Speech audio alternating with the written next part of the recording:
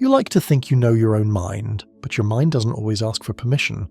Right now, as you listen to these words, your brain is making thousands of decisions you'll never notice.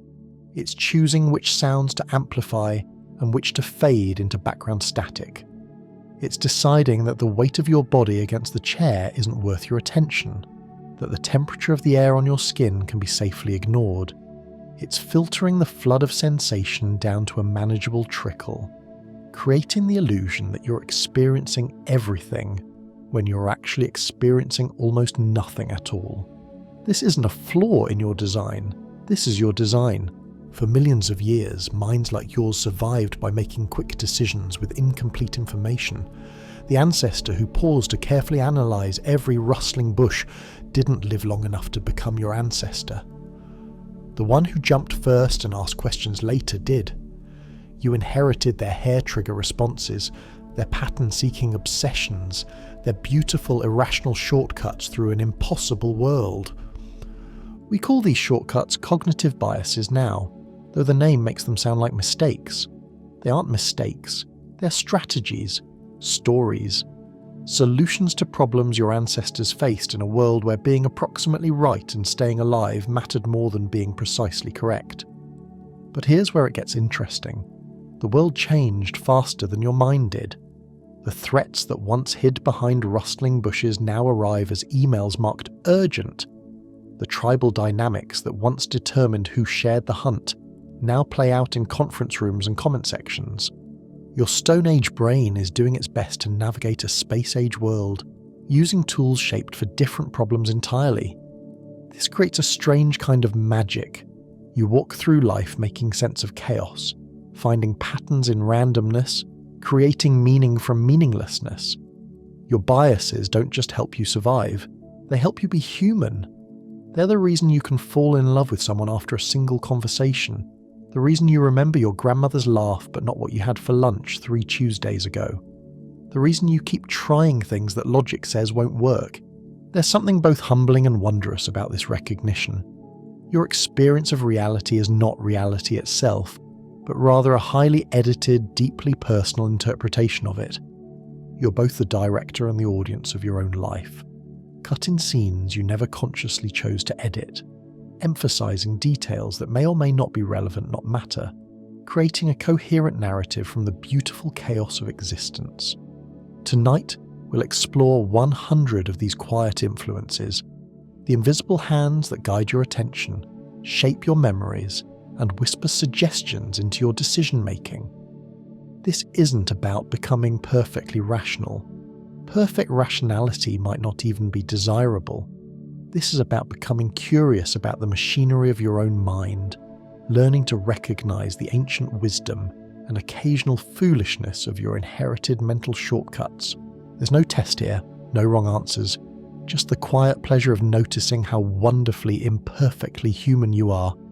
And perhaps the best place to begin this noticing is with the most fundamental magic trick your mind performs every day, deciding what deserves your attention in the first place.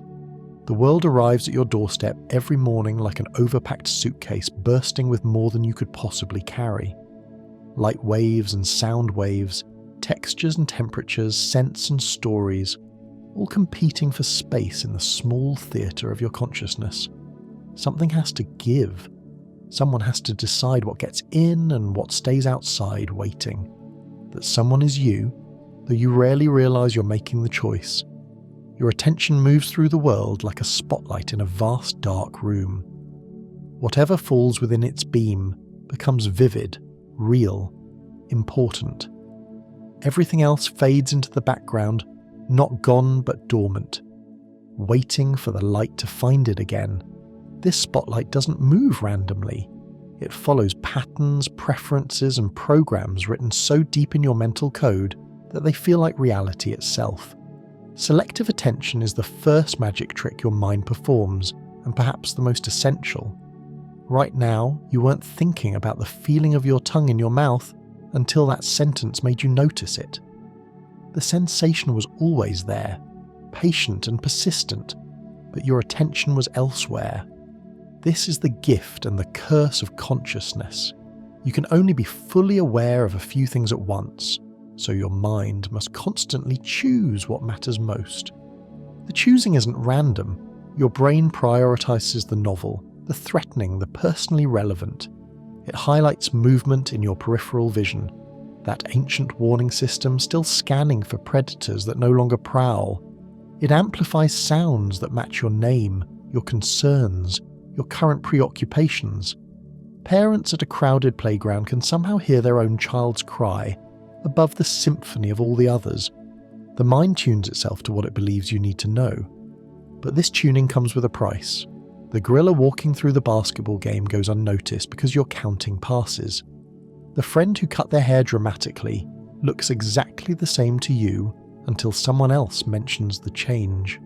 The beautiful bird that visits your window every morning remains invisible until the day you happen to notice it, after which you suddenly see it everywhere, wondering how you missed something so obvious for so long. This isn't carelessness. This is conservation. Your ancestors who tried to pay attention to everything paid attention to nothing. The ones who learned to filter survived to pass on their focus. You inherited their spotlight mind, their ability to make the irrelevant disappear so the relevant could shine. The spotlight doesn't just choose what to illuminate, it also chooses where to begin. Anchoring bias plants a flag in the territory of possibility and measures everything else in relation to that first stake in the ground. The initial price you see for a car becomes the reference point for every negotiation that follows. The first impression you form of a person colours every subsequent interaction. The opening bid in a salary negotiation sets the boundaries for everything that comes after. This happens so automatically you rarely notice the anchor being dropped. Someone mentions that a certain wine costs $60, and suddenly the $30 bottle seems reasonable, even though 5 minutes earlier you might have balked at anything over $15. The anchor doesn't have to be relevant to be influential. It just has to arrive first. Real estate agents know this. They show expensive houses first, not because they expect you to buy them, but because they want to anchor your sense of what's possible. Suddenly, the house that would have seemed overpriced an hour ago feels like a bargain. Your mind, having seen what $2 million looks like in brick and mortar, adjusts its definition of reasonable. The anchor shapes not just what you notice, but how you interpret what you notice. Framing effect is the art of presentation, the recognition that the same information can lead to different conclusions depending on how it's wrapped. 90% fat-free sounds healthier than 10% fat, though they describe identical yogurt. A medical procedure with a 90% success rate feels safer than one with a 10% failure rate, though the odds are exactly the same. Your mind doesn't just receive information, it receives information in context, wrapped in words and associations that guide your response. The frame becomes part of the picture. The container shapes the contents. This isn't weakness or gullibility. It's how language works, how communication works, how meaning itself gets made. Context is everything, and context is always chosen by someone. Politicians understand this instinctively. They don't talk about tax increases. They talk about revenue enhancements. They don't mention job losses. They discuss workforce optimization. The facts remain the same, but the frame changes everything about how those facts land in your mind. The frame whispers suggestions about how you should feel, what you should fear, what you should hope for. But framing works both ways. You can choose your own frames, though this requires noticing that frames exist at all. The commute that feels endless when you focus on the time lost feels different when you frame it as thinking time, transition time, the daily boundary between your work self and your home self. The same 40 minutes, reframed, becomes something else entirely. Your memory participates in this selective editing, though not in the way you might expect. Availability heuristic convinces you that the examples you can most easily remember are the most common examples. Shark attacks feel more probable than they are because they make memorable news stories. Air travel feels dangerous because plane crashes are dramatic and widely reported, while the thousands of safe flights that happen daily disappear into statistical invisibility. This creates a world where the memorable becomes the probable in your mind. The vivid exception crowds out the boring rule. The friend who won the lottery looms larger in your sense of possibility than the thousands of friends who didn't. The dramatic failure overshadows the quiet successes. The mind mistakes the available for the actual, the memorable for the typical. This happens partly because of how memory works. You don't store experiences like files in a cabinet. You store them like ingredients in a soup, mixed together, flavouring each other. Some ingredients are stronger than others. Fear has more flavour than contentment. Surprise has more staying power than routine. The emotional intensity of an experience becomes part of how easily you can retrieve it later. Salience bias ensures that whatever stood out continues to stand out, creating feedback loops of attention. The red car you noticed this morning makes you notice red cars all day. The unusual name you heard in a meeting makes you hear that name everywhere. The concern that crossed your mind starts appearing in conversations, articles, and idle thoughts with suspicious frequency. This isn't the universe conspiring to show you signs. This is your mind having been directed towards something once, continuing to point in that direction. Attention is like a muscle. The more you use it for one thing, the stronger it gets for that thing. The salience creates more salience. The noticing leads to more noticing. Sometimes this serves you well. The parent whose attention has been tuned to their child's particular cry can find that child in a crowded place. The driver who has learned to notice a certain type of dangerous intersection can avoid accidents that might catch others off guard.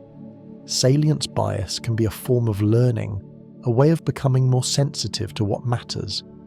But sometimes the most salient thing isn't the most important thing. The squeakiest wheel gets the grease, but it might not be the wheel that most needs attention. The loudest voice in the meeting gets heard, but it might not be saying the most valuable thing. The most dramatic news gets your attention, but it might not be the news that most affects your life. Your perception operates on contrast, not on absolute measures. The warm day feels hot after a cold week, mild after a heat wave. The moderately attractive person seems stunning next to someone less attractive, ordinary next to someone more attractive. The reasonable price seems expensive after seeing something cheap, cheap after seeing something expensive. This means your experience of the world is always relative, always contextual, always dependent on what came before. There's no neutral perception, no view from nowhere. Your mind is constantly comparing, contrasting, measuring new experiences against recent ones. This can make you grateful for simple pleasures after periods of difficulty, or dissatisfied with perfectly good things after exposure to something better. Contrast effect explains why luxury stores place their most expensive items near the entrance, not necessarily to sell them, but to make everything else seem more reasonable by comparison. It explains why realtors show you the terrible house first, why car salespeople start with the fully loaded model, why restaurants list the very expensive wine prominently on their menus. Your mind needs reference points to make sense of value, and those reference points are always being influenced by what you've seen, heard, and experienced recently. The context shapes the perception. The background becomes part of the foreground. But perhaps the most peculiar trick your attention plays is making you feel like the center of everyone else's attention. Spotlight effect convinces you that others notice your mistakes, your appearance, your awkward moments far more than they actually do. You spill coffee on your shirt and feel like you're walking around with a neon sign pointing to the stain. You mispronounce a word in a meeting and feel certain everyone will remember it. You have a bad hair day and imagine that strangers are judging your entire character based on your morning grooming struggles. The truth is simpler and more liberating. Other people are mostly thinking about themselves. They have their own spotlight to manage, their own attention to direct, their own mental theatres to run. Your coffee stain barely registers in their awareness because their awareness is already fully occupied with their own concerns, their own self-consciousness, their own spotlight effects. This bias exists because you have intimate access to your own inner experience and only distant access to everyone else's. You know what you're thinking about, yourself, often, so you assume others are thinking about the same thing. You're thinking about you, so they must be too. But of course, they're thinking about themselves, just as absorbed in their own internal experience as you are in yours. Change blindness reveals just how much of your visual world you're actually processing at any given moment. People fail to notice when the person they're talking to is replaced by someone completely different during a brief interruption. Drivers miss stop signs that are clearly visible. Viewers watching carefully edited films don't notice when actors' clothes change between shots. This happens because your eyes don't work like cameras recording everything in the frame. They work more like search engines looking for specific information and ignoring the rest. You see what you expect to see, what you're looking for, what fits the pattern you think you're experiencing. Everything else exists in a kind of peripheral haze, present but not processed, available but not attended to. Your mind fills in the gaps with assumptions, creating a seamless experience of seeing from an actually quite fragmented process of selective attention. You think you're seeing everything, but you're really seeing very little and assuming very much.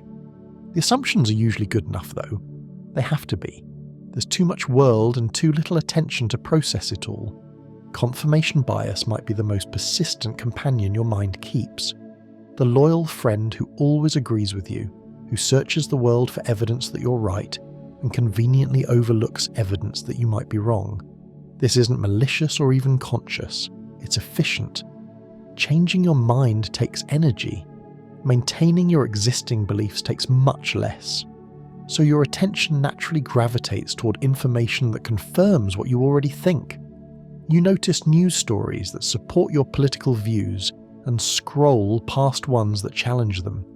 You remember the advice that worked and forget the advice that didn't. You seek out friends who share your values and avoid conversations that might complicate your worldview. This creates echo chambers of attention, feedback loops of belief.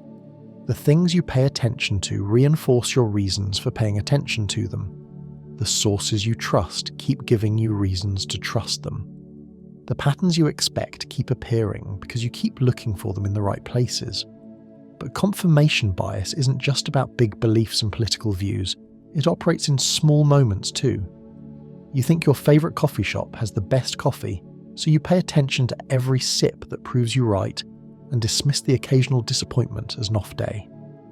You believe your child is particularly creative, so you notice every clever thing they say and attribute their ordinary moments to tiredness or distraction. Recency effect ensures that the last thing you heard carries extra weight in your judgment. The candidate who speaks last in the debate gets a small advantage. The final impression in a job interview matters more than it should. The most recent performance review overshadows months of consistent work.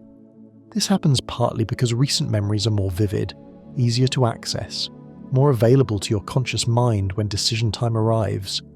But it also happens because your mind treats the last thing as potentially predictive of the next thing. The most recent data point feels like the most relevant data point. The latest chapter suggests how the story will continue. This can work against you in subtle ways. The restaurant that disappointed you last week feels permanently disappointing, even though you enjoyed it dozens of times before. The friend who seemed irritable yesterday feels like an irritable person. Despite years of pleasant interactions, the recent becomes the typical in your memory, the exception becomes the rule. But recency bias can also work in your favour if you understand it. The last thing you do before a presentation becomes disproportionately important to how you feel about your performance. The final interaction of the day with your partner carries extra weight in how you both fall asleep. The most recent success or failure echoes longer than its actual significance might warrant. Your attention, then, is not a passive receiver of whatever happens to cross your path. It's an active editor, a creative collaborator in the construction of your experienced reality. It chooses what to amplify and what to diminish, what to remember and what to forget, what to fear and what to desire.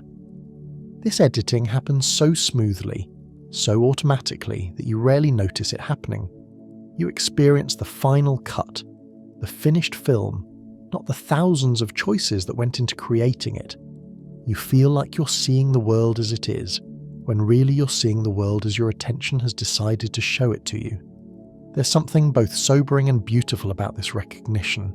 Sobering because it means your perception of reality is far more constructed, far more selective than you typically realise. Beautiful because it means you have more influence over your experience than you might think. The spotlight of attention can be directed. The editing can be conscious. The frame can be chosen. Not perfectly, not completely. Your biases will continue to operate largely below the level of awareness, and that's probably for the best. Trying to consciously control every aspect of perception would be exhausting and inefficient. But there are moments when awareness helps, when noticing the bias creates space for choice. When you catch yourself anchoring to the first price you see, you can pause and look for other reference points. When you notice confirmation bias pulling your attention toward comfortable information, you can deliberately seek out different perspectives. When you feel the spotlight effect making you overly self-conscious, you can remember that others are mostly absorbed in their own experience. The goal isn't to eliminate these biases. They're too useful, too deeply embedded in how perception works. The goal is to develop a friendly relationship with them, to appreciate their value while understanding their limitations, to let them serve you without being completely served by them. Your mind is not broken. It's ancient, adaptive, and trying its best with tools shaped for a different world. There's both humility and wonder in this recognition. Humility because it reminds you how constructed your reality is, how much you don't see, how often you might be wrong. Wonder because it reveals the incredible creativity involved in the simple act of experiencing anything at all. You are both the director and the audience of your own life, cutting scenes you never consciously chose to edit, creating a coherent narrative from the beautiful chaos of existence. And in that recognition, there's perhaps the beginning of a different kind of seeing. Not perfect, never complete, but more aware of its own artistry. But attention is only half the story. What happens to all those carefully selected moments after your spotlight moves on? Where do they go when you're no longer looking? Memory is not a recording, it's a reconstruction.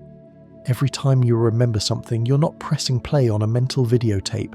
You're gathering scattered pieces, fragments of sensation, emotion, context, meaning, and weaving them back together into something that feels like the original experience. But it's not the original. It's a story you tell yourself about what happened, and like all stories, it changes slightly in the telling. Your mind doesn't hoard experiences like a collector preserving artifacts under glass. It transforms them, edits them, improves them in ways that serve the present moment's needs. A perfect recording system would overwhelm you with the weight of every mundane Tuesday, every forgotten conversation, every unremarkable moment that fills the space between the meaningful ones. Instead, memory curates your past, keeping what serves you and quietly releasing what doesn't. This creative process comes with peculiar side effects that reveal themselves in quiet moments of reflection.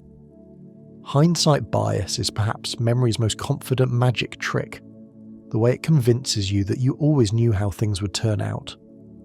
The stock market crashes, and suddenly you remember being more worried about the economy than you actually were. Your friend's relationship ends, and those warning signs you barely noticed at the time become crystal clear in retrospect. The underdog wins the championship, and of course you believed in them more than you actually did. This retrospective revision happens with such seamless confidence that you rarely catch it in the act. Your mind doesn't announce that it's editing the past. The edited version simply feels like what you always knew. The anxiety you experience about the economy now reaches backward, colouring your memory of how concerned you felt last month. The clarity you have about your friend's relationship troubles illuminates signs that were mere whispers when they were happening. Doctors fall into this pattern, remembering their initial diagnoses as more accurate after learning how cases turned out. Teachers recall their early impressions of students as more predictive once final grades are posted. All of us, after any outcome, find that our past predictions align more closely with reality than they actually did. Your memory integrates new information with old, allowing current knowledge to illuminate past experience. The challenge lies in how natural this integration feels, like remembering rather than revising. It creates the comforting illusion that you're better at prediction than you are, that the world unfolds with more logic than it actually does, that you knew then what you only learned later. Yet this bias serves you well in unexpected ways. It makes your past self seem wiser, more coherent, more competent than the confused, uncertain person you often were in those moments. It transforms your personal history into a story of growth and learning rather than a series of stumbles and surprises. It helps you feel like someone who generally understands how the world works, even when, especially when, you often feel quite lost. Sometimes memory plays more adventurous games with its source material. Misattribution of memory allows experiences to migrate between contexts, letting you remember accurate information while forgetting where it came from. The helpful advice lingers, but its origin fades. The interesting fact remains vivid, but whether you learned it from a scholarly article or a social media post becomes unclear. The feeling of familiarity persists, but the context that would help you evaluate its reliability disappears. Memory stores content and context separately, like ingredients waiting to be recombined in new recipes. Sometimes you can access the ingredients, the information, the emotion, the insight, without accessing the original recipe that brought them together. The fact becomes free-floating, available for use but disconnected from the circumstances that might help you judge its trustworthiness. This separation can lead to subtle forms of unconscious plagiarism, where ideas you absorb from others feel like insights you generated yourself. It can make unreliable sources feel as credible as reliable ones, because memory preserved the information while discarding the context that would help you evaluate its worth. It can fill you with certainty about things you only half remember, because memory kept your confidence while losing the reasons for caution. But misattribution also enables unexpected creativity. The insight from a conversation with a friend can combine with something you read in a book to generate new understanding, even when you can't remember exactly which piece came from where. Techniques learned in one domain can migrate to another, freed from their original context and available for novel applications. Memory becomes a creative collaborator, mixing and matching elements in ways that serve your current needs. Self-serving bias ensures that memory treats you with extraordinary kindness, emphasizing your successes while softening your failures, highlighting your contributions while minimizing your mistakes. Compliments echo longer than criticisms. Moments when you are right shine brighter than moments when you are wrong. The good intentions behind your actions remain vivid, while their unfortunate effects fade into background noise. Your memory doesn't perform this editing out of vanity, it performs maintenance. If memory preserved all experiences with equal intensity, if it kept your failures as vivid as your successes, the accumulated weight of disappointment might become too heavy to carry. The mind protects your sense of competence and worth by being selectively generous with what it chooses to preserve and emphasize. Watch couples remember arguments, and you'll see this bias in action. Each person recalls their partner being more unreasonable and themselves being more rational than any objective observer would confirm. Students overestimate their performance on exams they felt good about, underestimate how much they struggled on the ones that didn't go well. Financial advisors remember their successful predictions more clearly than their unsuccessful ones. Doctors recall their accurate diagnoses more vividly than their misses. Self-serving bias can become problematic when it prevents learning from failure or blocks you from hearing legitimate concerns from others. But it also provides the foundation of self-confidence that enables risk-taking, resilience, and continued effort after setbacks. Memory that dwelt equally on every mistake might create people too paralyzed by past failures to attempt future successes. Time becomes memory's most reliable collaborator in this editing process. Rosy retrospection allows experiences to improve with age, like wine developing complexity and storage. The difficult parts of past experiences fade while the pleasant parts gain intensity. That vacation you remember so fondly involved travel delays, uncomfortable accommodations, and family arguments at the time.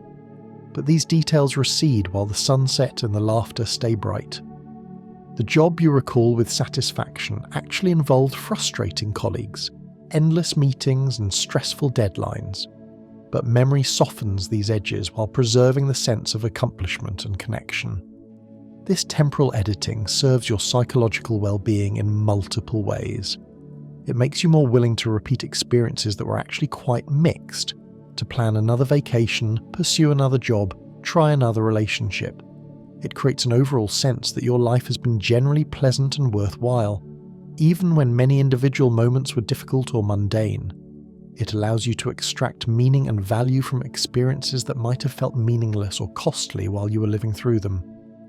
Research reveals that people remember pain less vividly than pleasure, negative experiences less clearly than positive ones, routine moments less readily than meaningful ones. Memory actively works to make your past self seem like someone who generally enjoyed life, even when your present self often struggles with daily challenges. Yet rosy retrospection can also make you unrealistic about future experiences. You might underestimate how difficult it will be to move to a new city, because memory has edited out the stress and loneliness of your last relocation. You might overestimate how much you'll enjoy a particular activity, because your memory has quietly discarded the boring or frustrating parts of doing it before. Sometimes memory mistakes its own editorial choices for universal truth. False consensus effect convinces you that your memories, your interpretations, your ways of making sense of experience are more common and obvious than they actually are. You assume that others remember events the way you remember them, that they draw similar conclusions from shared experiences, that they would make comparable choices in similar situations.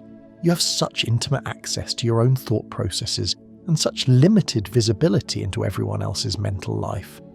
Your way of remembering feels natural, inevitable, obviously correct, not because you consider yourself superior to others, but because it's the only way of remembering you experience directly. Everyone else's memories remain foreign territory, accessible only through their descriptions and your interpretations of their reactions. False consensus effect appears when siblings remember their childhood differently, and each assumes their version captures what really happened. It surfaces when co-workers recall meetings differently, and each believes their interpretation reflects what was obviously intended. It emerges when friends remember shared experiences differently, and each thinks the others must be forgetting important details. This bias can create frustration and conflict when your version of events doesn't align with others' versions. But it also provides confidence and social connection. When others do remember things similarly to how you remember them, it feels validating, confirming that your perspective makes sense and your memory deserves trust. The assumption of consensus creates opportunities for shared understanding, even when that understanding sometimes exists more in assumption than reality. The digital age has introduced new complications to memory's editorial process. Google effect, sometimes called digital amnesia, changes how your mind decides what deserves deep encoding. When information feels easily retrievable from external sources, your brain becomes less likely to invest energy in storing it internally. You remember how to find information more readily than you remember the information itself. Search terms stick while search results fade. This shift might represent intelligent adaptation rather than cognitive decline. If facts are truly available externally, then using limited mental resources to store easily retrievable information could be inefficient. Your mind might be optimizing for what it does uniquely well, making connections, generating insights, processing emotions, creating meaning, while outsourcing basic storage to devices that excel at preservation and retrieval. But digital amnesia can also make you feel less knowledgeable than you are, and more dependent on your devices than feels comfortable. Information feels available until the moment you need it, and your connection fails, your battery dies, or your search terms don't retrieve what you're looking for. Externalized memory feels like personal knowledge until you try to access it without the external tool. Serial position effect reveals that memory plays favorites with timing, paying special attention to beginnings and endings while letting middle portions drift into relative obscurity. First, And last items on lists stick better than middle ones. Opening and closing moments of presentations remain more vivid than the content sandwiched between. Initial and final parts of conversations echo longer than whatever happened in between. This creates natural rhythms in how information gets preserved and retrieved. The first impression carries extra weight, not just because it influences interpretation, but because it gets encoded with unusual depth. The final word gains special significance not just because of its recency, but because endings feel conclusive, summary, the part that explains what everything else meant. Serial position effect shapes education. Students remember concepts introduced at the beginning and end of lessons more clearly than material presented in the middle. It influences social situations. The first and last people you meet at gatherings are more likely to be remembered. It affects storytelling. Openings and closings of narratives carry disproportionate weight in how entire stories get preserved and recalled. Understanding this pattern can help you structure information for better retention. Important points work best at the beginnings and ends of presentations, rather than buried in the middle. Critical conversations benefit from strong openings and memorable closings. Essential information deserves placement in the psychologically privileged positions that memory naturally emphasizes. Perhaps the most stubborn bias in memory's repertoire involves its refusal to acknowledge its own creativity. Bias blind spot convinces you that while other people's memories might be unreliable, edited or self-serving, your own memory maintains a special relationship with accuracy that exempts it from such distortions. You can intellectually understand that memory reconstructs rather than records, that it's influenced by current emotions and future needs, that it changes each time it's accessed, and still feel confident that your particular memories remain essentially faithful to what actually happened. You experience your memories from the inside, where they feel immediate, vivid, and compelling. You don't witness the editing process. You only experience the edited result, which feels like retrieval rather than reconstruction. The story feels like history. The interpretation feels like fact.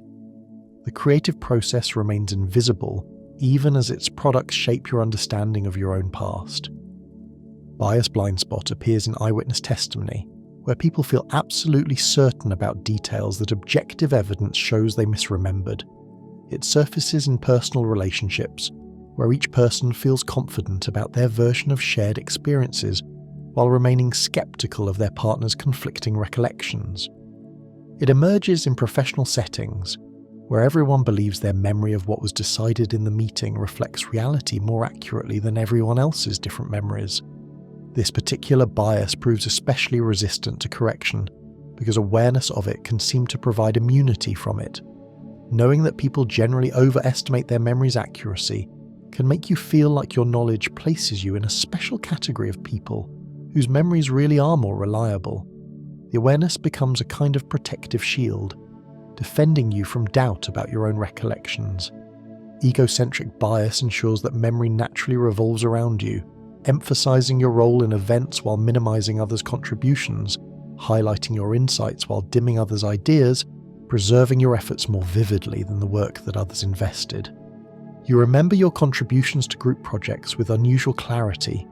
Your insights from brainstorming sessions remain bright while colleagues' suggestions fade. Your part of important conversations echoes while others' words become background noise. This happens partly because you have such complete access to your own thoughts, intentions, and behind-the-scenes efforts. You know about the work you did that others never saw, the ideas you generated but didn't share, the contributions you made that might not have been fully appreciated at the time. Other people's internal experiences remain largely invisible to you, so their contributions feel smaller and less significant than your own. Egocentric bias can lead to conflicts when multiple people remember themselves as the primary contributor to shared successes. It can create feelings of underappreciation when others don't acknowledge contributions that feel obvious and important from your perspective.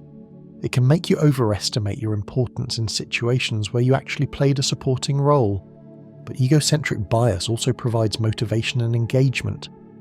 Remembering your role as significant gives you reason to stay involved, to to continue contributing, to take responsibility for outcomes. It creates a sense of agency and importance that can fuel continued effort and investment in collaborative endeavours. Telescoping effect plays with time itself, making recent events feel more distant and distant events feel more recent than they actually were.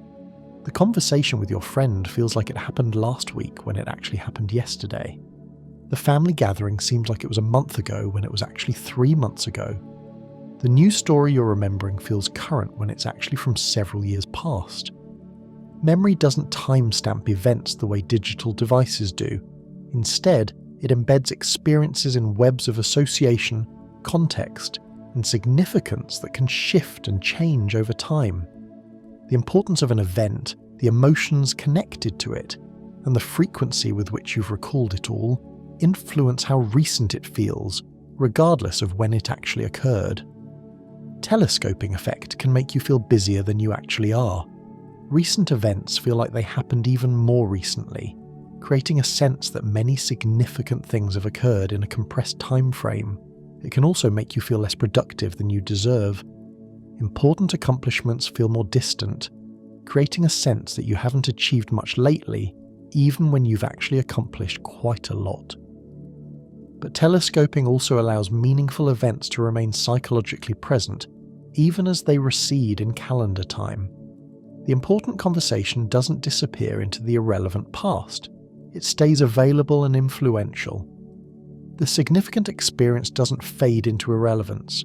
It continues to inform and shape your current perspective and future decisions. Memory then reveals itself not as a faithful servant of historical accuracy, but as a creative partner in the ongoing project of making sense of your life. It doesn't preserve the past so much as transform it, editing experience into something more useful than perfect truth, a story that serves your present self's needs for coherence, confidence, and meaning. This transformation happens largely outside awareness, in the quiet moments between experience and retrieval, in the unconscious processes that decide what deserves preservation and what can be safely discarded, what merits emphasis and what can fade into background. You don't experience the editing, you only encounter the result, which feels like remembering rather than constructing. There's something both unsettling and liberating about understanding memory as an artist rather than an archivist. Unsettling because it means your sense of your past, and therefore your sense of yourself, is more constructed, more creative, more interpretive than you typically realize. Liberating because it means memory is working on your behalf, creating not just a record of what happened, but a resource for navigating what comes next. Your memory works exactly as designed, prioritizing meaning over accuracy, significance over completeness, psychological utility over historical precision. It collaborates with your present self to create a past that serves your ongoing story, rather than simply documenting what occurred.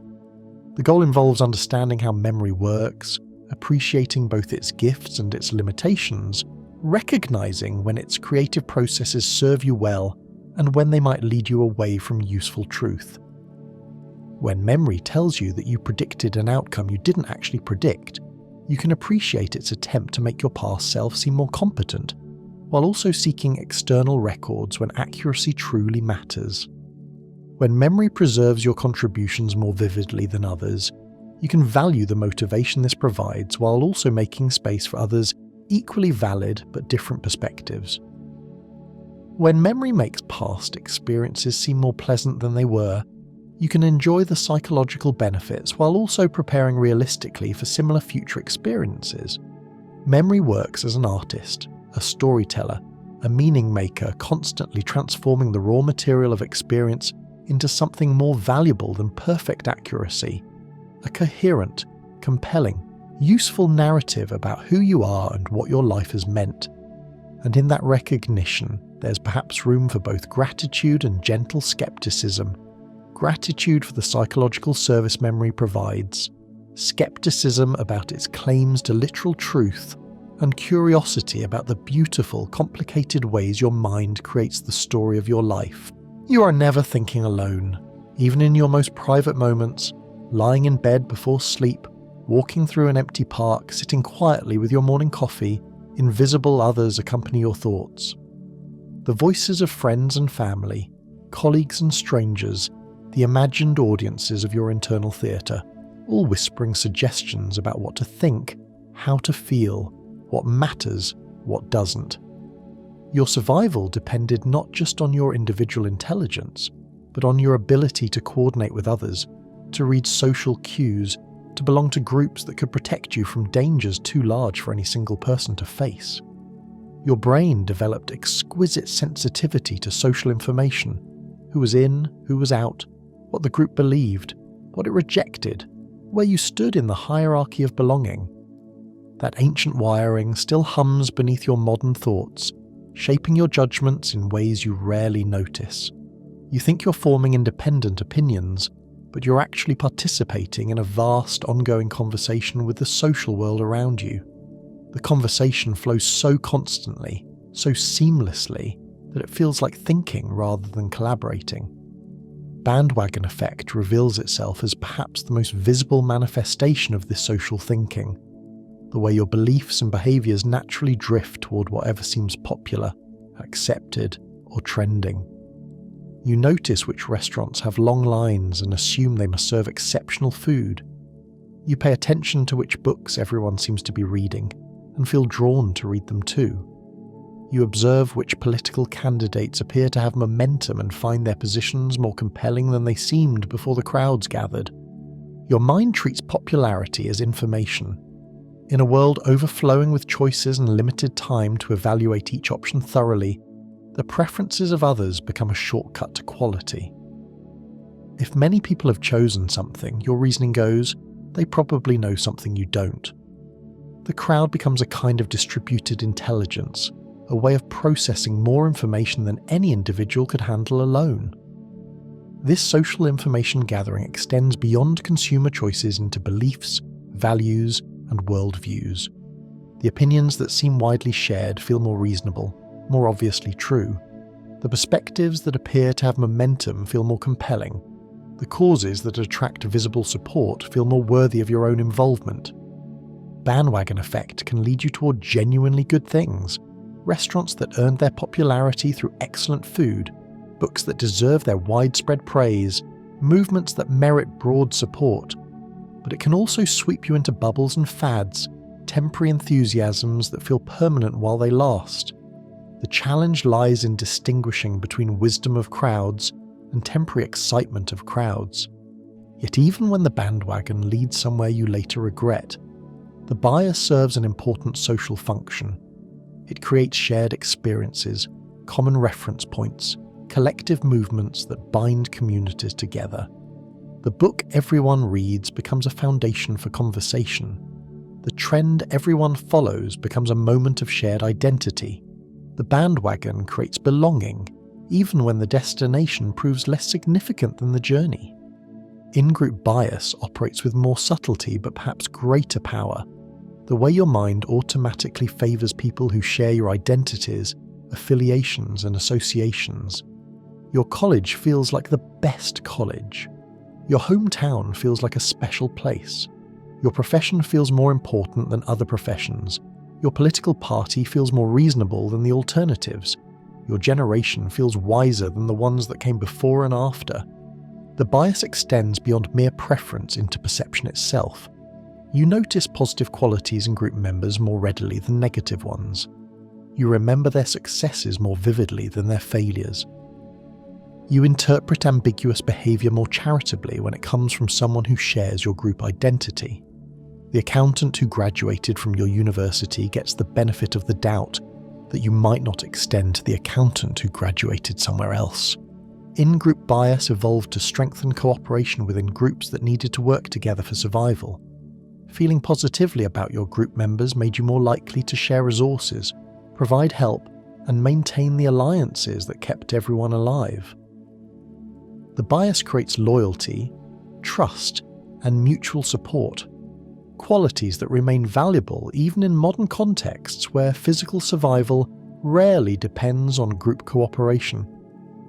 But the same bias that creates loyalty within groups can create hostility between groups. The preference for your own becomes indifference or even antagonism toward others. The positive assumptions you make about group members become negative assumptions about outsiders. In-group bias becomes the foundation for prejudice, discrimination, and conflict when it extends beyond positive preference into active exclusion. Out-group homogeneity compounds this challenge by convincing you that while your own group contains rich diversity of thought, personality, and perspective, other groups consist of people who are fundamentally similar to each other. Your political party includes thoughtful people with varying views on complex issues. The other party consists of people who all think the same way. Your generation contains individuals with different values and priorities. Other generations are monolithic in their attitudes and behaviours. You have intimate access to the diversity within your own groups because you know many group members personally, observe their individual quirks and variations, participate in internal conversations that reveal nuanced disagreements. Other groups remain more distant, perceived primarily through representatives, spokespeople, and stereotypes that emphasize what members have in common rather than how they differ. This perception of outgroup homogeneity makes other groups seem more predictable, more unified, more threatening than they actually are. It reduces complex coalitions of diverse people to simple caricatures. It makes cooperation and understanding between groups more difficult because it underestimates the potential for finding common ground with individuals who belong to different categories. Yet outgroup homogeneity also serves psychological functions. It simplifies a complex social world, making it easier to navigate relationships and predict interactions. It strengthens in-group bonds by emphasizing what makes your group special and different. It provides clear categories for organizing social information in a world that would otherwise feel overwhelmingly complicated. Authority bias reveals how deeply your mind remains attuned to hierarchies and expertise, automatically giving extra weight to opinions that come from people in positions of power, knowledge, or status. The doctor's recommendation feels more compelling than the same recommendation from a friend. The professor's interpretation carries more weight than an identical interpretation from a student. The CEO's vision seems more credible than the same vision presented by a middle manager. Your brain developed this deference to authority as a survival mechanism in environments where following experienced leaders and knowledgeable experts often meant the difference between life and death. The elder who knew which plants were safe to eat deserved special attention. The warrior who had survived many battles merited extra respect. The shaman who understood the patterns of weather and season earned careful listening. Modern life still benefits from appropriate deference to legitimate expertise. Doctors generally know more about medicine than non-doctors. Engineers generally understand structures better than non-engineers. The authority bias helps you efficiently identify and utilize genuine expertise in a world too complex for any individual to master completely. But authority bias can also lead you astray when you defer to credentials rather than evaluating actual competence, when you follow formal position rather than assessing actual wisdom, when you trust status markers rather than examining actual evidence. The doctor might be wrong about your specific condition. The professor might be mistaken about their particular interpretation. The CEO might be pursuing a vision that serves their interests more than the organization's needs. The challenge involves calibrating authority bias appropriately, maintaining enough deference to benefit from genuine expertise, while retaining enough skepticism to avoid blind followership. The goal involves recognizing legitimate authority while remaining alert to its limitations and potential misuse. Social comparison bias keeps your attention constantly focused on how you measure against others, using their achievements, possessions, relationships, and experiences as reference points for evaluating your own life. Your salary feels adequate until you learn what your colleague earns, then suddenly feels insufficient. Your vacation feels enjoyable until you see friends' social media posts from more exotic destinations, then feels ordinary. Your accomplishments feel significant until you attend a reunion where others describe greater successes, then feel modest. These comparisons happen automatically and frequently, often without conscious awareness. You walk through the world unconsciously measuring your appearance against others, your progress against others, your choices against others. The measuring becomes a constant background process, a way of calibrating your sense of how well you're doing in life. Social comparison can motivate improvement and growth. Seeing others achieve goals you value can inspire you to pursue similar achievements. Observing others overcome challenges you face can provide hope and strategies for your own efforts. The comparison becomes a form of learning, a way of discovering what's possible and how to get there. But social comparison can also generate unnecessary dissatisfaction and competitive anxiety. The comparison often involves incomplete information. You compare your internal experience of struggle with others' external presentation of success. Your private doubts with their public confidence, your behind-the-scenes reality with their carefully curated highlights.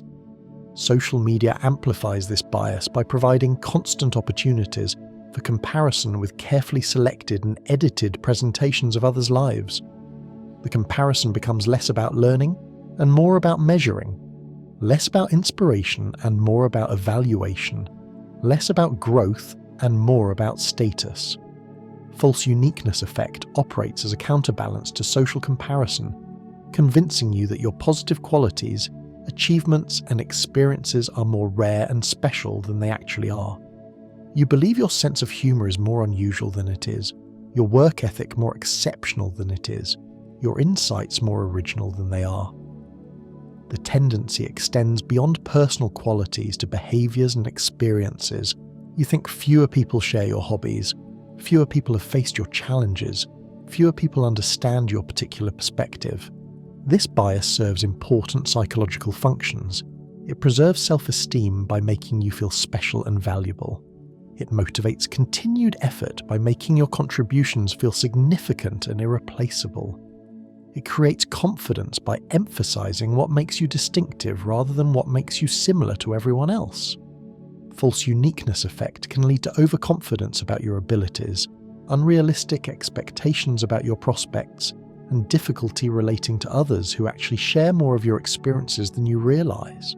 But it can also provide the confidence necessary for taking risks, pursuing goals, and contributing to groups and communities. The bias reveals itself most clearly in areas where you feel proudest of yourself.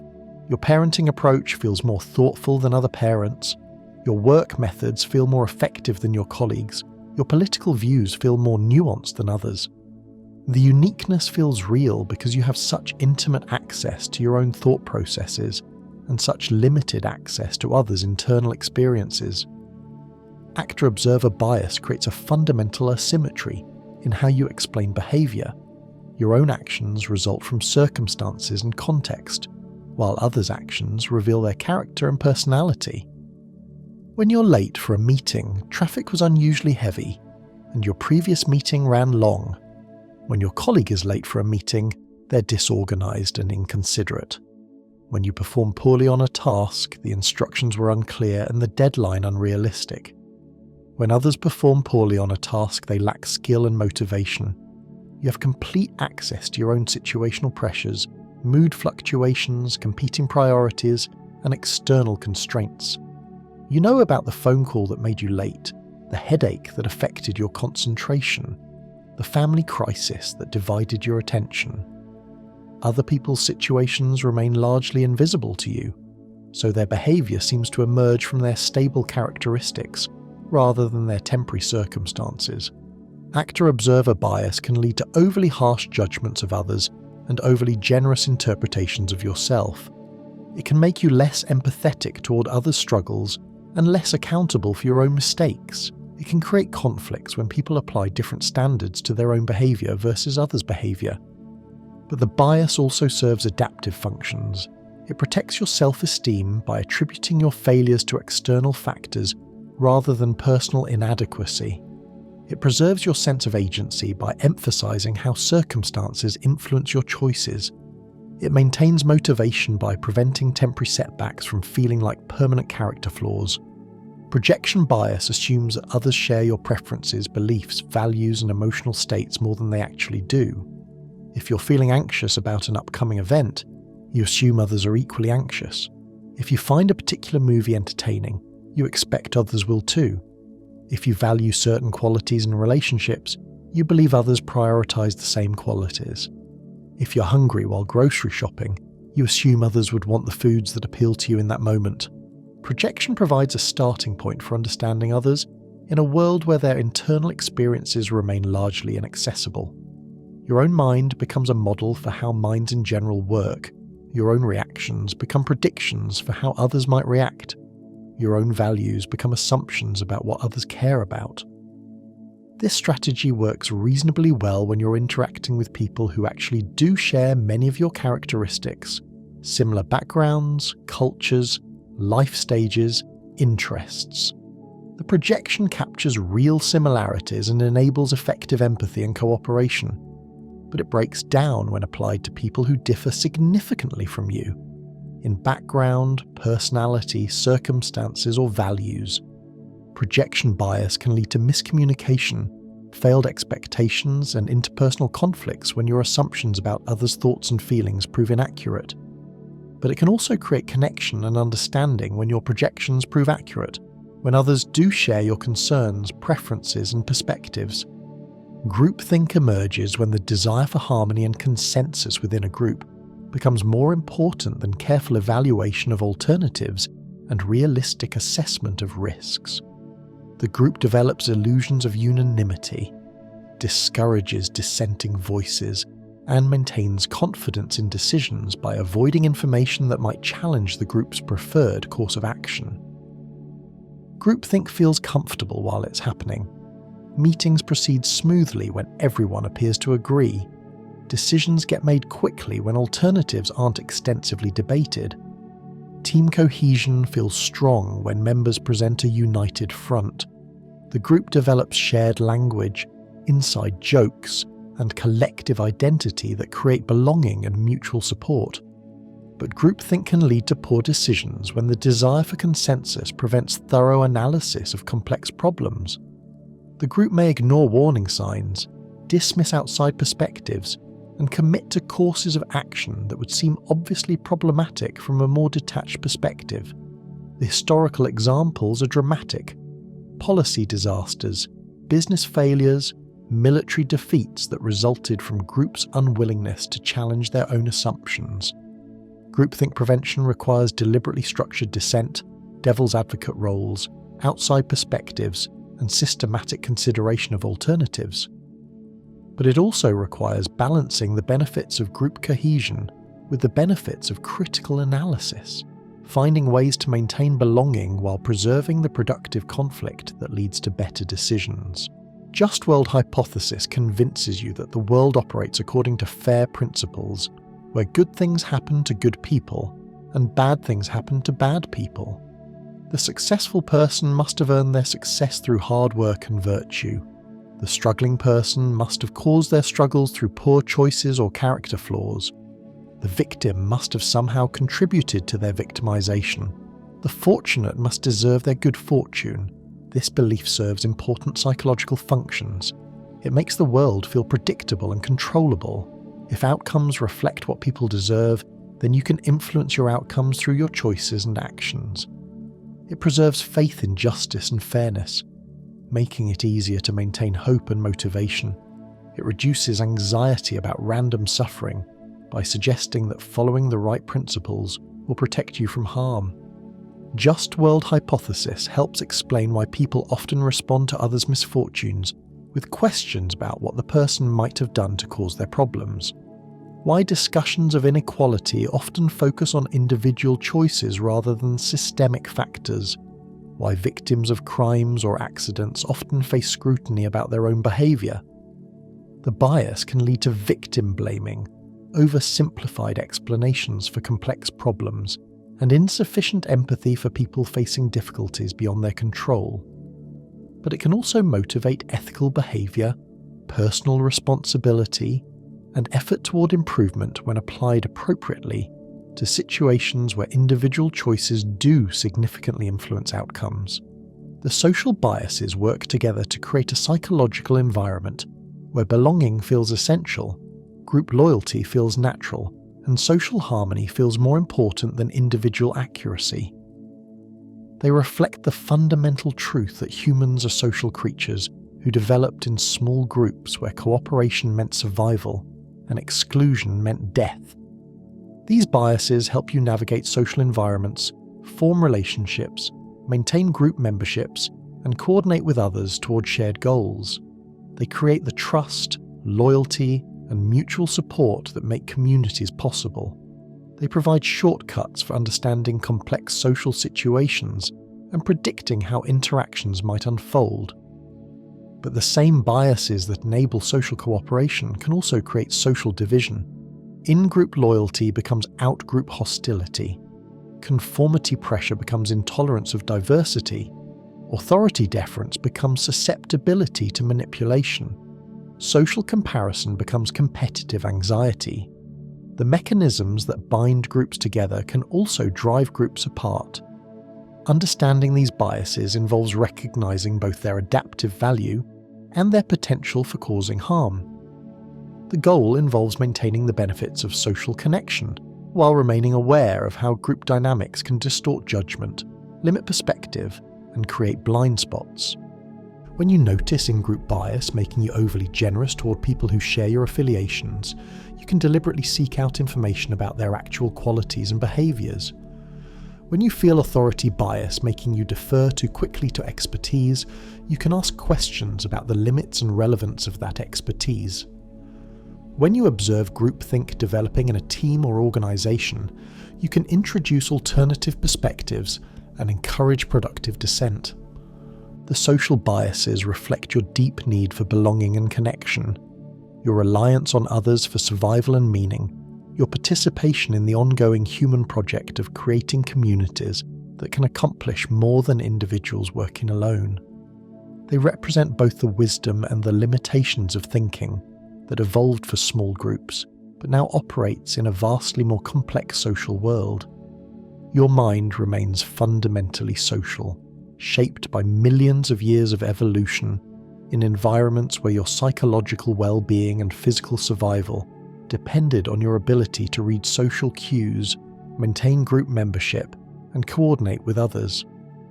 Those ancient patterns continue to influence your modern thoughts, creating both opportunities for connection and challenges for independent judgment. The recognition offers both humility and empowerment. Humility because it reveals how much your supposedly individual thoughts are actually influenced by social context, group membership, and the desire to belong. Empowerment because it suggests that changing social contexts, seeking out diverse perspectives, questioning group assumptions, balancing loyalty with independence, can change the thoughts and decisions that emerge from social influence. You are never thinking alone, but you can choose to some degree who you think with. The invisible others who accompany your thoughts can be diverse or homogeneous, challenging or comforting, wise or foolish, depending partly on the social environments you create and enter. And in that choice, there's perhaps room for both authentic belonging and genuine independence. Connection that enhances rather than diminishes your to think clearly about the complex world you share with others. Every choice you make is a small act of prophecy, a bet placed on an uncertain future with incomplete information about what lies ahead. Your ancestors faced decisions where the stakes were immediate and visible. Which path through the forest, which shelter for the night, which stranger to trust or flee from. The feedback was swift and clear. A wrong choice might mean hunger, injury, or worse, but at least you knew the outcome quickly. Now you navigate a world where decisions echo across decades, where the consequences of today's choices might not reveal themselves for years, where the complexity of interconnected systems makes it nearly impossible to predict how any single choice will unfold.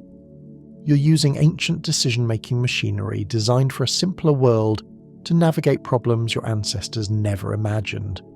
The machinery still works, but in ways that can seem strange and counterproductive when examined closely. Loss aversion reveals one of the most fundamental patterns in how your mind weighs options. Losing something hurts approximately twice as much as gaining the same thing feels good. The pain of losing $100 feels more intense than the pleasure of finding $100. The regret of making a bad investment stings more sharply than the satisfaction of making an equally profitable good investment. The fear of losing what you have shapes your choices more powerfully than the excitement of gaining what you don't have. This asymmetry appears everywhere in your daily decisions. You stick with familiar brands, familiar routines, familiar relationships, partly because changing involves the risk of loss, losing the comfort of the known, the investment of time and energy already made, the identity associated with your current choices. The devil you know feels safer than the devil you don't, even when the unknown devil might actually be better. Loss aversion evolved in environments where resources were scarce, and losing what you had could threaten survival. A handful of berries lost was a meal missed. A tool broken was security diminished. A shelter abandoned was vulnerability increased. Your ancestors who treated losses as more significant than equivalent gains were more likely to survive and reproduce.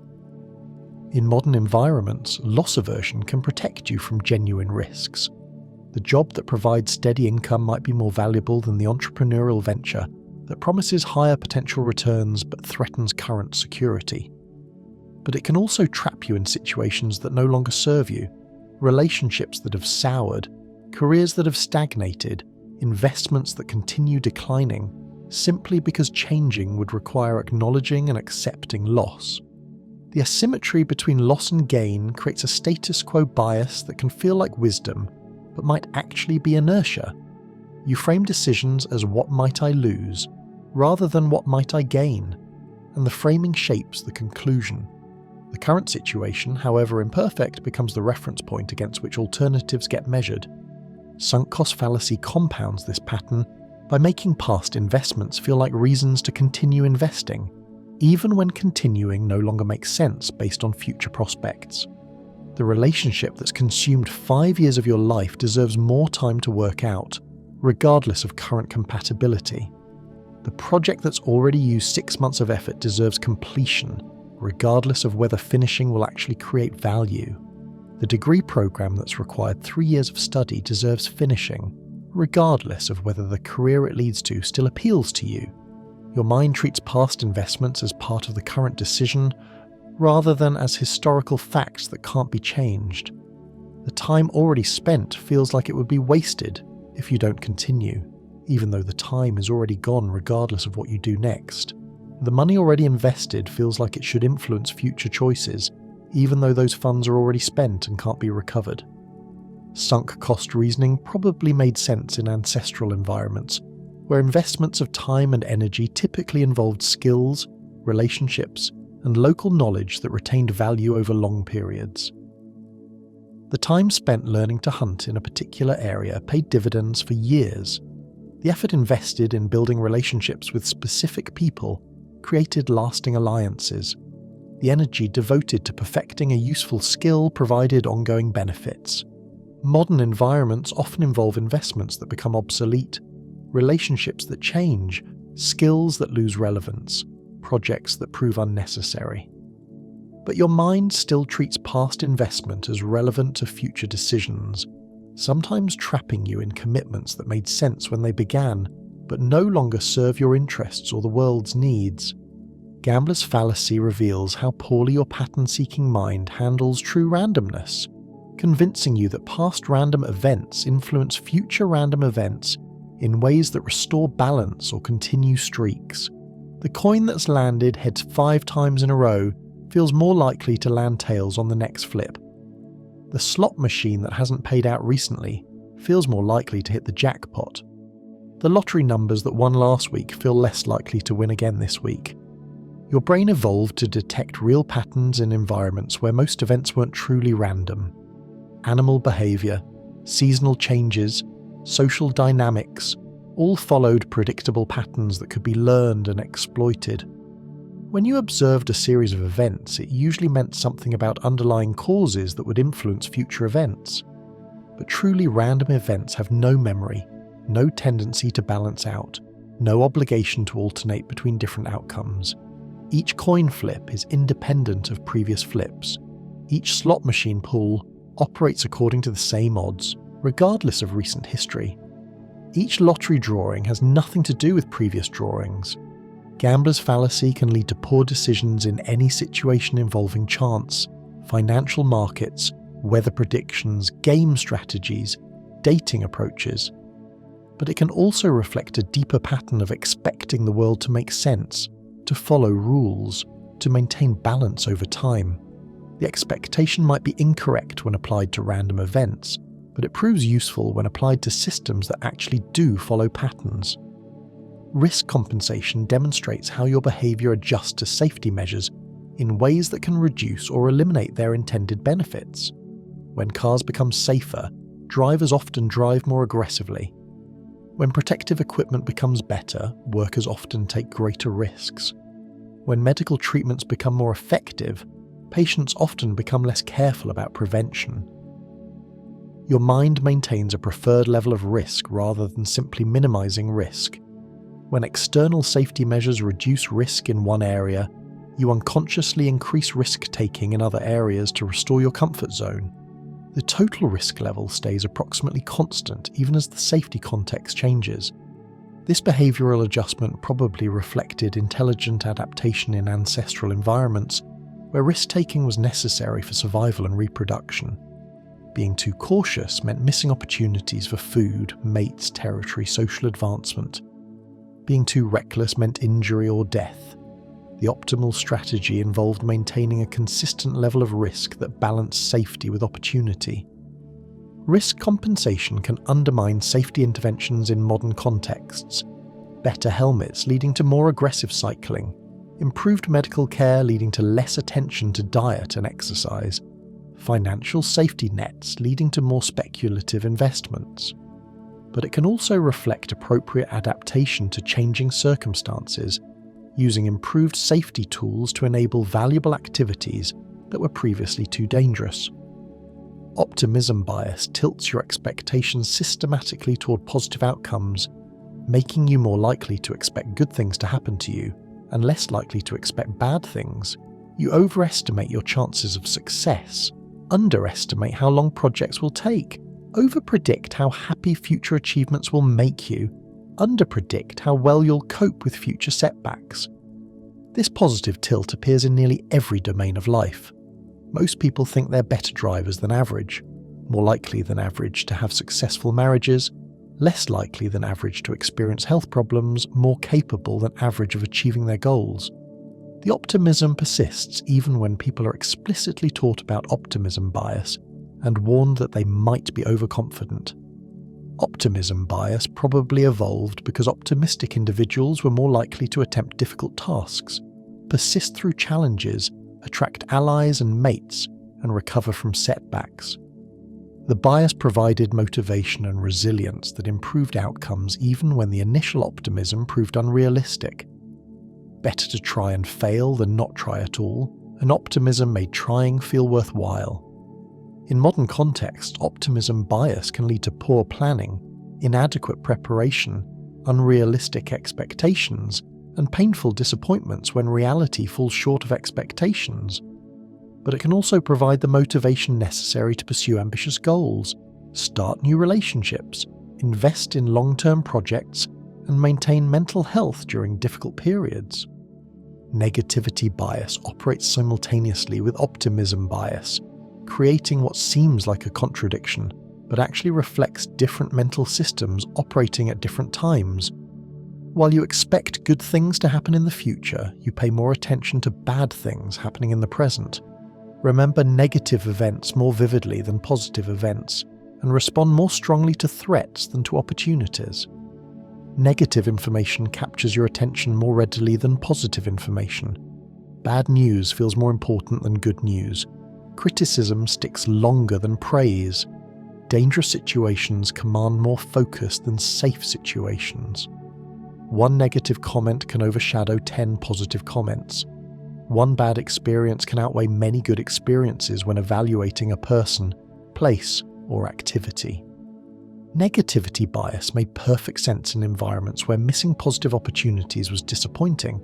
but missing negative threats was deadly. The berries you didn't gather might be regrettable, but the predator you didn't notice might be fatal. The social opportunity you didn't pursue might be disappointing, but the social threat you didn't avoid might be catastrophic. Modern environments often reverse this calculus. Missing positive opportunities, career advancement, relationship development, creative expression, learning experiences might be more costly than avoiding negative but manageable risks. But your attention system still treats bad news as more important than good news, threats as more significant than opportunities. Zero-risk bias reveals a preference for eliminating small risks completely rather than reducing large risks substantially, even when reducing large risks would create more overall safety. You might choose a product that eliminates a tiny risk entirely over a product that dramatically reduces a significant risk. You might support policies that eliminate minor threats completely, rather than policies that substantially reduce major threats.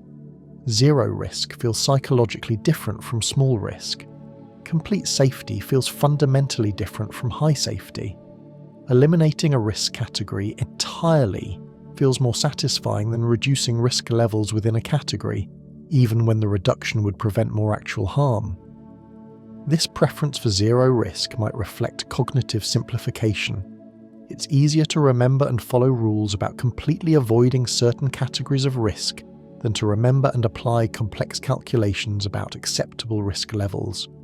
Zero risk provides clear guidance and eliminates ongoing decision-making about whether specific situations fall within acceptable risk ranges. But zero-risk bias can lead to suboptimal resource allocation, spending more effort and money to eliminate tiny risks than would be justified by the actual safety benefits gained. It can create policies that eliminate small risks while ignoring large ones, safety measures that feel satisfying but don't maximize actual safety. Probability neglect causes your emotional responses to risks to depend more on the severity of potential outcomes than on the likelihood of those outcomes actually occurring. Dramatic, vivid, emotionally intense possibilities dominate your attention and decision-making, even when they're extremely unlikely to happen. The possibility of a plane crash generates more anxiety than the much higher probability of a car accident during the drive to the airport. The potential for terrorist attacks receives more worry than the greater likelihood of accidents around the home. The chance of dramatic investment losses creates more fear than the steady erosion of purchasing power through inflation.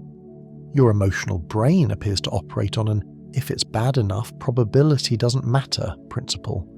Vivid images of potential catastrophes trigger strong responses, regardless of how unlikely those catastrophes might be. The possibility alone feels significant enough to influence behavior.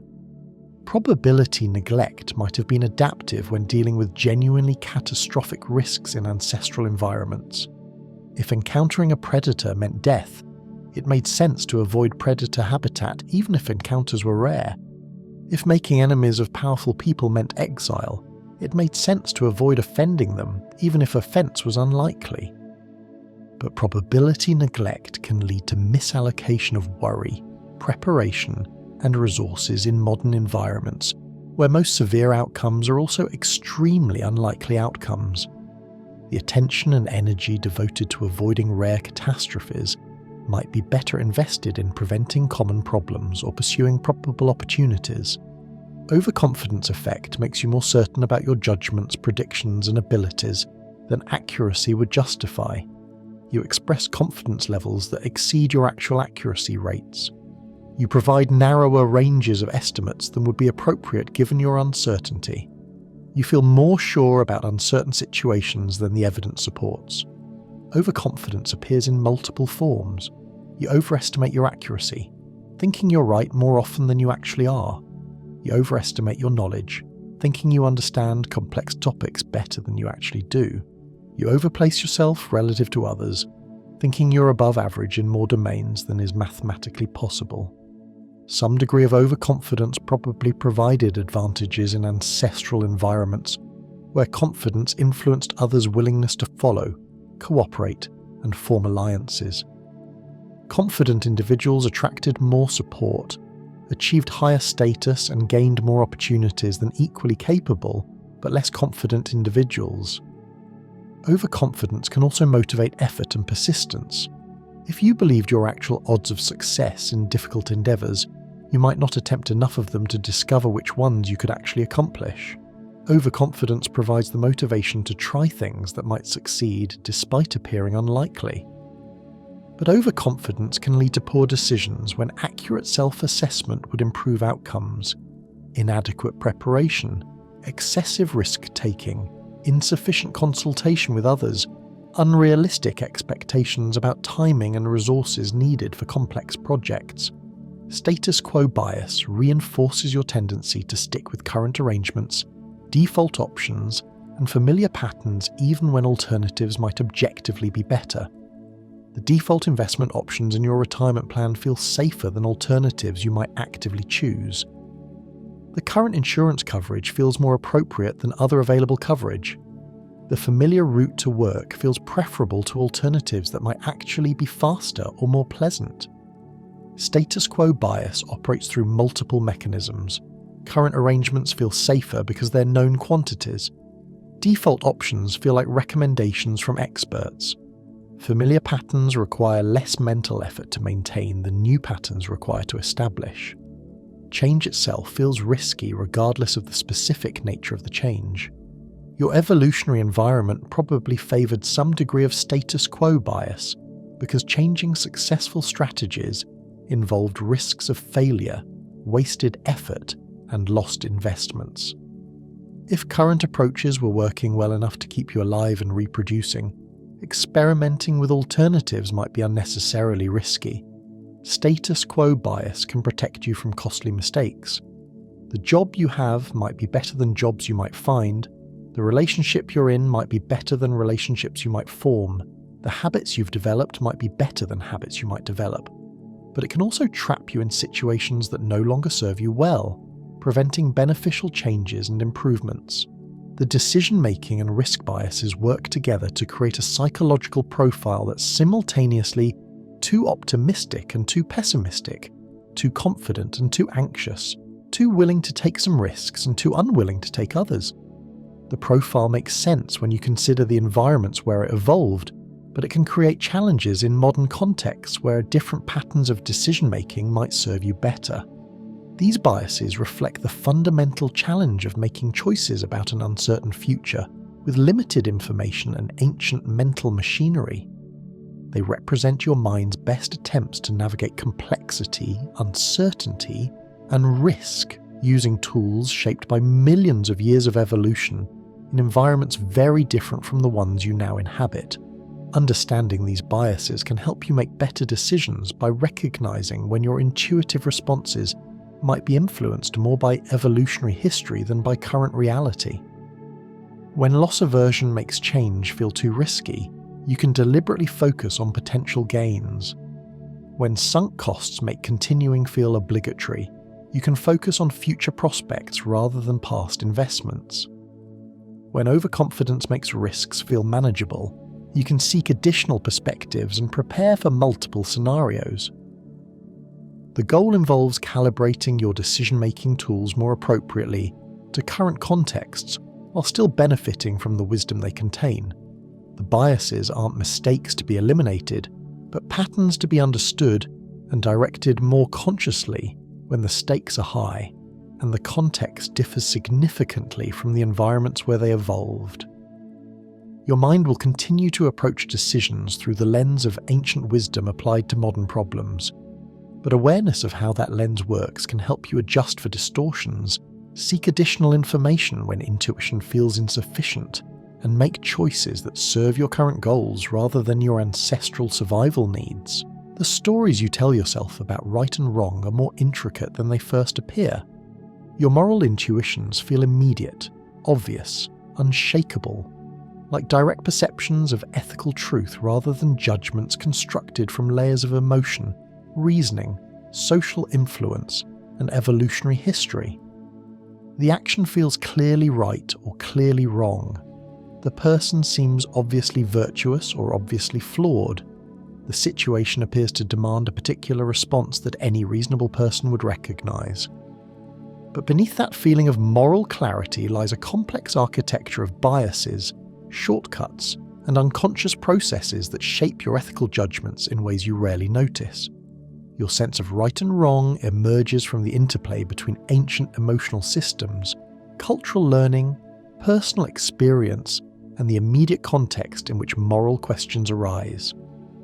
The architecture worked reasonably well in small communities where everyone knew each other, where moral choices had immediate and visible consequences,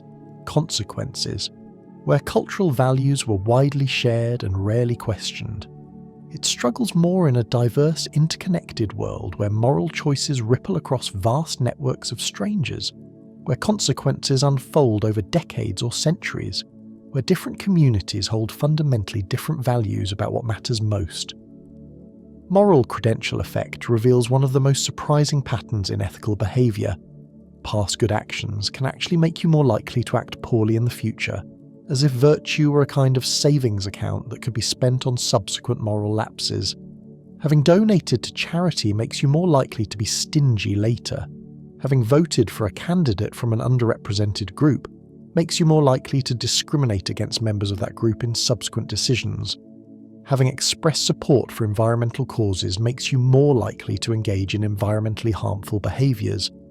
The pattern appears counterintuitive because you probably expect moral behaviour to reinforce itself, creating habits and identities that make future moral behaviour more likely. Someone who acts ethically should become more ethical, not less. Someone who demonstrates good values should become more committed to those values, not less. But moral credential effect suggests that your mind treats morality as a balance sheet rather than a character trait. Good actions in one domain create psychological permission for questionable actions in other domains. Past virtue provides license for present selfishness. The identity of being a good person, once established, can paradoxically reduce the motivation to continue acting like a good person. This might happen because maintaining a consistently moral identity requires constant vigilance and effort that becomes psychologically exhausting. The mind seeks balance, permission to relax moral standards after periods of heightened moral effort. The credentials provide internal justification for behaviours that might otherwise generate guilt or self-criticism. Moral credential effect can lead to cycles of virtue and vice rather than consistent ethical behaviour. It can make organisations and individuals less reliable than they appear, more prone to lapses precisely when their good reputation makes vigilance seem unnecessary. But it might also reflect realistic limits on moral energy, acknowledging that perfect consistency in complex ethical environments might be unsustainable. Dunning-Kruger effect operates as powerfully in moral domains as in intellectual ones, making people with limited ethical knowledge or experience more confident in their moral judgments than people with sophisticated understanding of ethical complexity. Those who've thought least deeply about moral questions often feel most certain about their answers. Those who've studied ethics extensively often feel least certain about specific cases. The pattern emerges because ethical reasoning involves recognizing the relevance of multiple competing values, understanding the complexity of consequences, appreciating different cultural perspectives, and acknowledging the limitations of any single moral framework. Shallow engagement with these issues can make moral choices seem simpler and more obvious than they actually are. Someone who hasn't thought carefully about the ethics of artificial intelligence might feel confident that it's obviously good or obviously dangerous. Someone who studied the topic extensively recognizes multiple competing considerations, uncertain outcomes, and reasonable disagreements among thoughtful people. The ignorance creates confidence, while knowledge creates appropriate humility. Dunning-Kruger effect in moral reasoning can lead to inappropriate certainty about complex ethical issues, insufficient consideration of alternative perspectives, and premature closure on questions that deserve continued reflection and debate. But it can also provide the confidence necessary for moral action in situations where extensive deliberation might lead to paralysis. Empathy gap reveals how poorly you predict your own moral behavior and emotional responses when you're not currently experiencing the emotions that would influence your actions. When you're calm, you underestimate how anger might affect your judgment. When you're comfortable, you underestimate how desperation might influence your choices. When you're secure, you underestimate how fear might compromise your principles. The gap works in both directions. You also overestimate your ability to maintain moral standards when you're currently feeling moral, your ability to resist temptation when you're not currently tempted, your ability to act courageously when you're not currently afraid. The current emotional state becomes the lens through which you view all potential emotional states. Empathy gap affects how you judge others as well as yourself. When you're observing someone else's moral failure from an emotionally neutral position, you underestimate how the emotions they were experiencing might have influenced their behavior. Their actions seem to reveal their character rather than their circumstances. This gap probably exists because emotions are experiential rather than conceptual. You can remember having felt angry, but you can't remember what it feels like to be angry when you're not angry.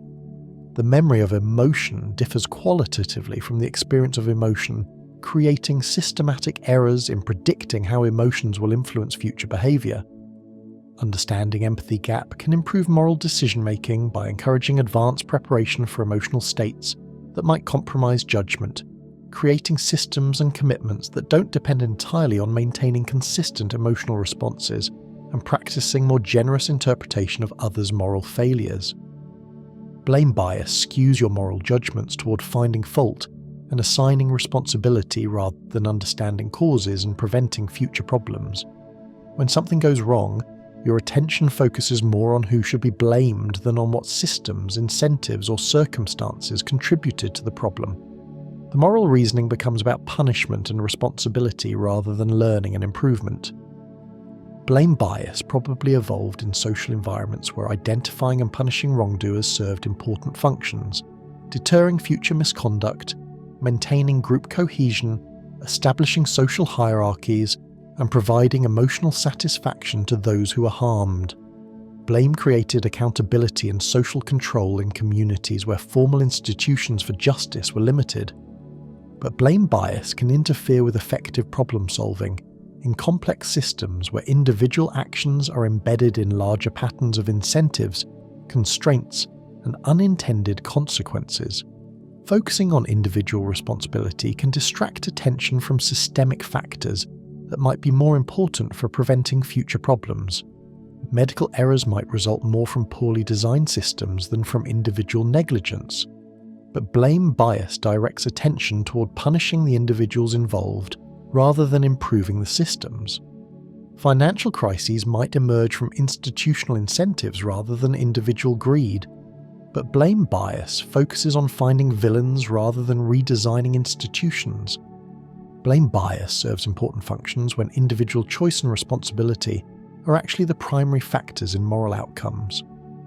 But it can lead to scapegoating, oversimplified analysis, and missed opportunities for systematic improvement when moral problems have complex causes that extend beyond individual actions. Identifiable victim effect makes you more emotionally responsive and more willing to help when victims are specific, identifiable individuals rather than statistical abstractions. The photograph of a particular child in need generates more donations than statistics about thousands of children in similar situations. The story of a specific family facing hardship motivates more action than reports about widespread poverty affecting millions of families. Individual victims have faces, names, stories that trigger empathetic responses and create emotional connections. Statistical victims remain abstract, conceptual, difficult to relate to on an emotional level. The difference in emotional response translates directly into difference in moral concern and helping behaviour. Identifiable victim effect probably reflects how empathy evolved in small groups, where helping behaviour was directed towards specific individuals whose suffering was directly observable. Your emotional systems developed to respond to visible distress among people you could identify, and whose welfare affected your own community's success. The bias can lead to misallocation of moral concern, with more resources going to help visible, relatable victims while larger numbers of less visible victims receive less attention. It can make moral reasoning inconsistent, with individual cases receiving more generous responses than policy decisions affecting many more people. But identifiable victim effect also provides the emotional motivation that makes moral action possible. Abstract reasoning about utility and consequences might not generate sufficient emotion to motivate costly helping behaviour. Individual stories create the emotional engagement that translates moral reasoning into moral action. Naive realism convinces you that your moral judgments reflect objective ethical truth rather than your particular perspective, background, and values. The actions that seem clearly right to you should seem clearly right to any reasonable person. The judgments that feel obviously correct to you should feel obviously correct to anyone thinking clearly about the situation. This confidence in your moral perceptions feels natural because you experience your ethical judgments from the inside, where they feel immediate, compelling, and self-evident. You don't directly experience the complex processes that generate those judgments. The cultural learning, emotional responses, personal experiences, and unconscious biases that shape your sense of right and wrong. Naive realism can lead to moral arrogance, insufficient consideration of alternative ethical perspectives, and difficulty understanding how reasonable people can disagree about moral questions. It can make moral dialogue more difficult because each side assumes that their position is obviously correct, and that disagreement must result from ignorance, bias, or bad faith. But naive realism also provides the confidence necessary for moral action and moral criticism. If moral judgments felt entirely subjective and relative, it might become difficult to take principled stands, criticize injustice, or work toward moral improvement. Some degree of confidence in moral judgment seems necessary for ethical behavior. Illusion of asymmetric insight operates in moral domains by making you feel like you understand others' moral positions better than they understand yours. You believe you can see the real motivations, hidden biases, and logical flaws behind positions you disagree with, while others fail to appreciate the wisdom, evidence, and principled reasoning behind your own positions. The illusion emerges because you have access to the full complexity of your own moral reasoning while having access only to simplified representations of others' moral reasoning. You know about the careful thought, internal struggles, and competing considerations that led to your judgments. Others' judgments appear less nuanced because you observe only their conclusions, not their processes. This asymmetry can make moral dialogue frustrating and unproductive when each side assumes they understand the other side better than the other side understands them. It can lead to talking past each other rather than engaging seriously with the strongest versions of opposing arguments. Understanding illusion of asymmetric insight can improve moral dialogue by encouraging more generous interpretation of others' positions, more careful attention to the reasoning behind views you disagree with, and more humility about the completeness of your understanding of complex moral questions. Fundamental attribution error shapes moral judgment by making you more likely to attribute others' moral failures to their character, while attributing your own moral failures to circumstances. The person who cuts you off in traffic is inconsiderate and reckless. When you cut someone off in traffic, you are distracted by an urgent phone call and running late for an important meeting. The error emerges because you have complete access to your own situational pressures, mood fluctuations, competing priorities, and contextual factors, while having limited access to others' internal experiences and external constraints. Your behaviour emerges from circumstances while others' behaviour emerges from character. Fundamental attribution error can make moral judgment harsher and less fair, underestimating how situational factors influence moral behaviour and overestimating the role of stable character traits. It can reduce empathy for others' moral struggles while increasing self-forgiveness for your own moral lapses. But the error might also serve important social functions by holding people accountable for their behaviour, maintaining expectations for moral conduct, and preventing the complete relativism that might result from attributing all moral behaviour to circumstances beyond individual control. Outcome bias allows the results of moral decisions to influence your judgment of the decisions themselves, even when the results couldn't have been predicted at the time the decisions were made. The charitable donation that turns out to help a fraudulent organisation seems like a worse decision than an identical donation that helps legitimate recipients. The risk taken to help someone that results in harm seems more blameworthy than an identical risk that results in successful help. Your moral evaluations focus on what actually happened rather than on what was reasonable to expect based on available information. Good intentions that lead to bad outcomes receive harsh judgment, while poor reasoning that leads to good outcomes receives generous evaluation. Outcome bias probably reflects evolutionary environments where results provided important information about decision-making processes. In simple environments with immediate feedback, outcomes often did reflect the quality of reasoning and decision-making. Someone who consistently achieved good results was probably making good decisions. But modern environments often involve delayed feedback, complex causation, and significant roles for chance in determining outcomes.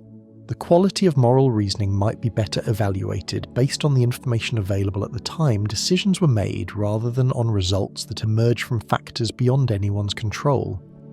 Halo effect allows one positive characteristic to influence your judgment of all other characteristics, making people who are attractive, successful, or skilled in one domain appear more virtuous, intelligent, and trustworthy than they actually are. The successful entrepreneur seems more ethical. The attractive person seems more honest. The accomplished professional seems more reliable. In moral contexts, halo effect can make you overestimate the virtue of people who possess other positive qualities, while underestimating the virtue of people who lack those qualities. The bias can lead to unfair advantages for people who are already privileged, and additional disadvantages for people who are already struggling. The charitable interpretation of someone's behaviour becomes more likely when they possess other positive qualities. The harsh interpretation becomes more likely when they lack those qualities. The same action receives different moral evaluation depending on irrelevant characteristics of the person performing it.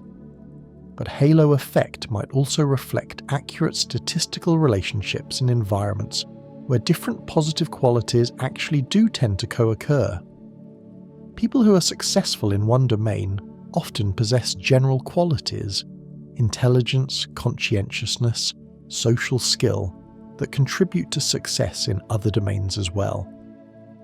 The moral and ethical biases work together to create a system of judgment that's simultaneously too generous and too harsh, too certain and too confused, too focused on individuals and too blind to systems. They reflect your mind's attempt to navigate complex moral terrain using tools designed for simpler social environments, where moral questions had clearer answers and more immediate consequences. These biases serve important functions.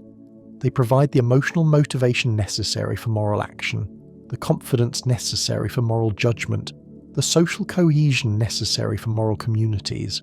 They create accountability, empathy, and the sense of meaning that makes ethical behaviour feel worthwhile. But the same biases that enable moral behaviour can also distort moral judgment, creating blind spots, inconsistencies, and undeserved confidence in complex ethical situations. Understanding how they work can help you calibrate moral reasoning more appropriately, maintain humility about ethical complexity, and engage more productively with others who hold different moral views. The goal involves neither eliminating moral emotions nor trusting them completely, but rather developing a more sophisticated relationship with your ethical intuitions, appreciating their wisdom while recognizing their limitations, benefiting from their motivational power, while correcting for their systematic distortions. Your moral sense represents the accumulated wisdom of millions of years of social evolution, cultural learning, and personal experience. It deserves respect and attention. but it also deserves the kind of thoughtful examination that can help it operate more effectively in a world that presents moral challenges your ancestors never imagined and your intuitions weren't designed to solve. You live in at least 3 different worlds simultaneously.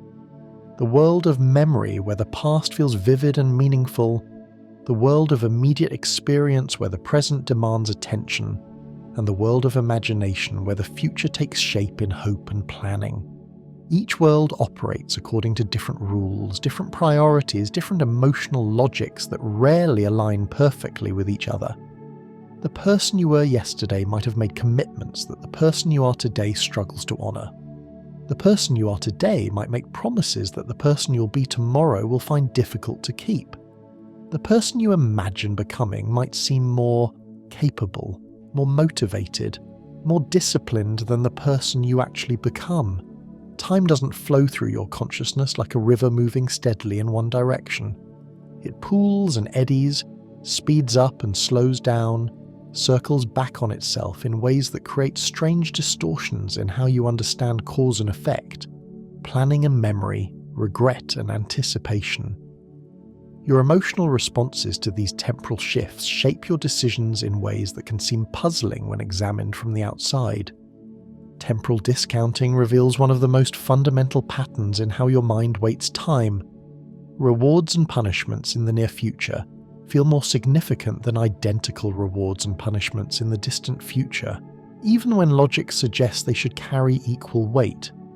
$100 today feels more valuable than $110 next year. A small pleasure this afternoon can outweigh a larger pleasure next month. A minor inconvenience tomorrow can overshadow a major benefit next week. The discounting happens automatically and unconsciously, shaping choices in ways you might not recognize until you examine patterns over time. You choose immediate gratification over long-term benefit, instant relief over lasting solution, quick fixes over sustainable changes. The future self who will receive benefits or bear consequences feels like a different person whose interests carry less weight than your current interests. This temporal weighting probably made sense in ancestral environments where survival was uncertain and distant future benefits were genuinely less likely to materialize than immediate benefits. A meal today was guaranteed nourishment. A potential meal next month depended on countless unpredictable factors. Taking advantage of current opportunities was often wiser than deferring gratification for uncertain future gains. Modern environments often reverse this logic. The consequences of current choices frequently unfold over years or decades, while immediate benefits prove temporary and sometimes costly. The health effects of diet and exercise accumulate slowly. The financial benefits of saving and investing compound over time. The relationship benefits of patience and effort build gradually. Yet your mind still weights immediate outcomes more heavily than distant outcomes.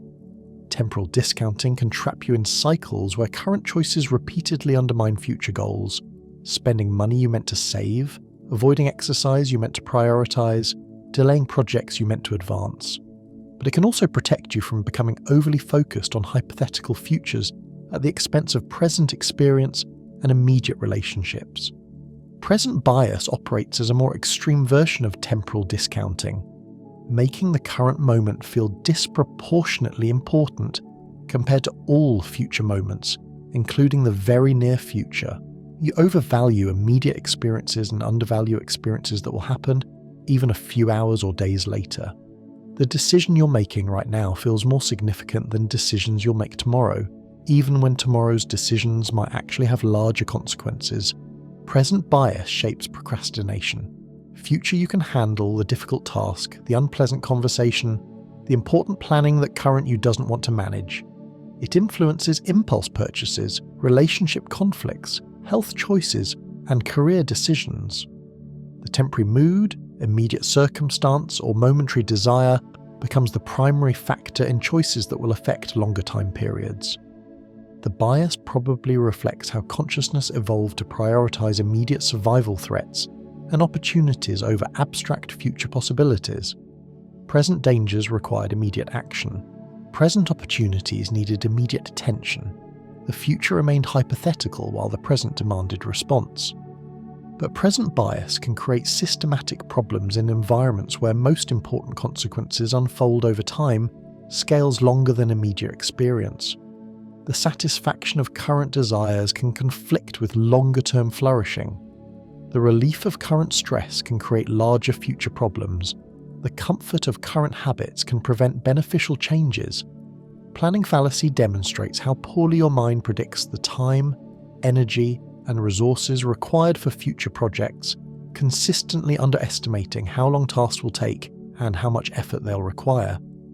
The home renovation that seems manageable in planning becomes overwhelmingly complex in execution. The work project that appears straightforward in conception requires unexpected research, coordination, and problem solving. The personal goal that feels achievable in imagination proves more challenging in reality. The fallacy emerges partly because planning happens in a different mental state than execution. When you're planning, you feel calm, organised, optimistic about your future self's capabilities. When you're executing, you encounter obstacles, distractions, competing priorities, and limitations that weren't visible during the planning phase. Planning also focuses on the main activities required for a project, while neglecting the supporting activities, coordination overhead, and unexpected problems that typically emerge during implementation. The plan includes time for writing, but not for research, editing, and revision. It includes time for meetings, but not for preparation, follow-up, and scheduling coordination. Planning fallacy can lead to overcommitment, unrealistic expectations, and repeated disappointment when projects take longer than expected. But it might also reflect optimism that enables undertaking ambitious projects that pessimistic planning would make seem impossible. The underestimation might be a feature rather than a bug, providing the motivation to begin difficult endeavours. Impact bias shapes how you predict your emotional responses to future events, systematically overestimating both the intensity and duration of feelings that future experiences will generate. You expect positive events to make you happier than they actually do, and for longer than they actually do. You expect negative events to make you sadder than they actually do, and for longer than they actually do. The promotion you've been hoping for doesn't provide the lasting satisfaction you anticipated. The relationship you thought would transform your life feels ordinary after the initial excitement fades. The setback you feared would devastate you proves more manageable than expected. The loss you thought would permanently diminish your happiness gives way to adaptation and renewed appreciation for other aspects of life. Impact bias probably exists because your emotional system focuses on the immediate vivid aspects of future events while neglecting the psychological processes, adaptation, distraction, reframing, social support, that will influence your actual emotional responses. You imagine how you'll feel in the immediate aftermath of an event, without considering how those feelings will evolve over time. The bias can lead to poor decision-making when you base choices on predicted emotional outcomes that prove inaccurate. You might work too hard for achievements that won't provide lasting satisfaction, worry too much about setbacks that won't have permanent effects, or avoid experiences that would actually enhance your well-being more than you expect. But impact bias might also serve important functions by motivating effort toward positive goals and caution about negative risks. Even if the emotional impacts prove smaller than expected, the motivation to pursue good things and avoid bad things generally serves your interests. Hedonic adaptation explains why impact bias occurs. Your emotional baseline tends to return toward its previous level after both positive and negative events, making changes in circumstances less influential on long-term happiness than you typically expect. You adapt to improvements in income, living conditions, health, and relationships more quickly than you anticipate. You also adapt to declines in these domains more completely than you fear. The adaptation happens through multiple mechanisms. You adjust your expectations based on new circumstances, so improvements stop feeling special and become normal. You find new problems and concerns to focus on, so solutions to old problems don't provide lasting relief. You compare yourself to others in similar situations, so advantages feel less significant when they become common in your reference group. Hedonic adaptation probably evolved because emotional systems that remained permanently satisfied or permanently dissatisfied wouldn't provide useful guidance about current opportunities and threats. Happiness that didn't fade after positive events might reduce motivation to continue pursuing beneficial goals. Sadness that didn't fade after negative events might prevent recovery and renewed effort. Understanding hedonic adaptation can improve decision-making by adjusting expectations about how much various changes will affect long-term well-being, focusing more attention on experiences and relationships that resist adaptation, and appreciating current circumstances rather than always seeking improvements. But hedonic adaptation operates unevenly. You adapt more completely to some changes than others, more quickly in some domains than others. The pattern can help explain why some pursuits prove more satisfying than expected, while others prove less satisfying than expected. Peak-End Rule reveals how memory selectively preserves emotional experiences, focusing primarily on the most intense moments and the final moments, while largely ignoring the duration and average intensity of experiences. A vacation is remembered based on its best day and its last day, rather than the overall quality of the entire trip. A medical procedure is evaluated based on its most painful moment and how it ended, rather than the total amount of discomfort experienced. This selective memory preservation means that relatively brief intense experiences can dominate your recollection of much longer periods. A few minutes of peak joy can make an entire day feel wonderful in memory. A few minutes of intense frustration can make an otherwise pleasant experience feel disappointing in retrospect. Peak-End Rule probably reflects efficient information storage. Memory systems that tried to preserve every moment of every experience would become overwhelmed with trivial details. Focusing on peaks and endings captures the most diagnostic information about whether experiences were worthwhile, and whether similar experiences should be pursued or avoided in the future. Understanding Peak-End Rule can help you design experiences for better memory preservation, ensuring that important events end well, creating peak moments during routine activities, and focusing attention on high points rather than average moments when you want experiences to be memorable. But the rule can also make memory misleading about actual experience. You might remember experiences as better or worse than they actually were if peak and ending moments aren't representative of the overall experience. Mood-congruent memory creates feedback loops between current emotional states and recalled experiences, making happy moods more likely to retrieve happy memories, while sad moods more readily access sad memories. When you're feeling optimistic, examples of past successes come easily to mind. When you're feeling pessimistic, examples of past failures become more available. When you're feeling grateful, memories of kindness and support feel vivid. When you're feeling resentful, memories of disappointment and betrayal seem prominent. The mood-memory connection works in both directions. Current emotions influence what you remember, and what you remember influences your current emotions. Happy memories can improve mood, while sad memories can darken mood, creating cycles where emotional states become self-reinforcing through selective memory access. Mood-congruent memory probably served adaptive functions by helping maintain consistent emotional responses to ongoing situations. If current circumstances were dangerous, remembering past dangers helped maintain appropriate caution. If current circumstances were safe, remembering past safety helped maintain appropriate confidence. But mood-congruent memory can also create distorted perspectives when temporary emotional states make certain types of memories seem more representative of your life experience than they actually are. Depression can make failures feel more typical than successes. Anxiety can make threats feel more common than safety. Euphoria can make positive outcomes feel more likely than they actually are. Hot-cold empathy gaps reveal how poorly you predict your own preferences and behaviour when you're not currently experiencing the emotional states that would influence those preferences and behaviours. When you're calm, you underestimate how anger will affect your judgment.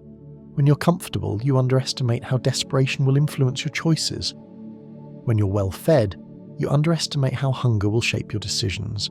The gaps work in both directions and across many emotional states. When you're experiencing strong emotions, you overestimate how long those emotions will persist and how much they'll influence your future behaviour.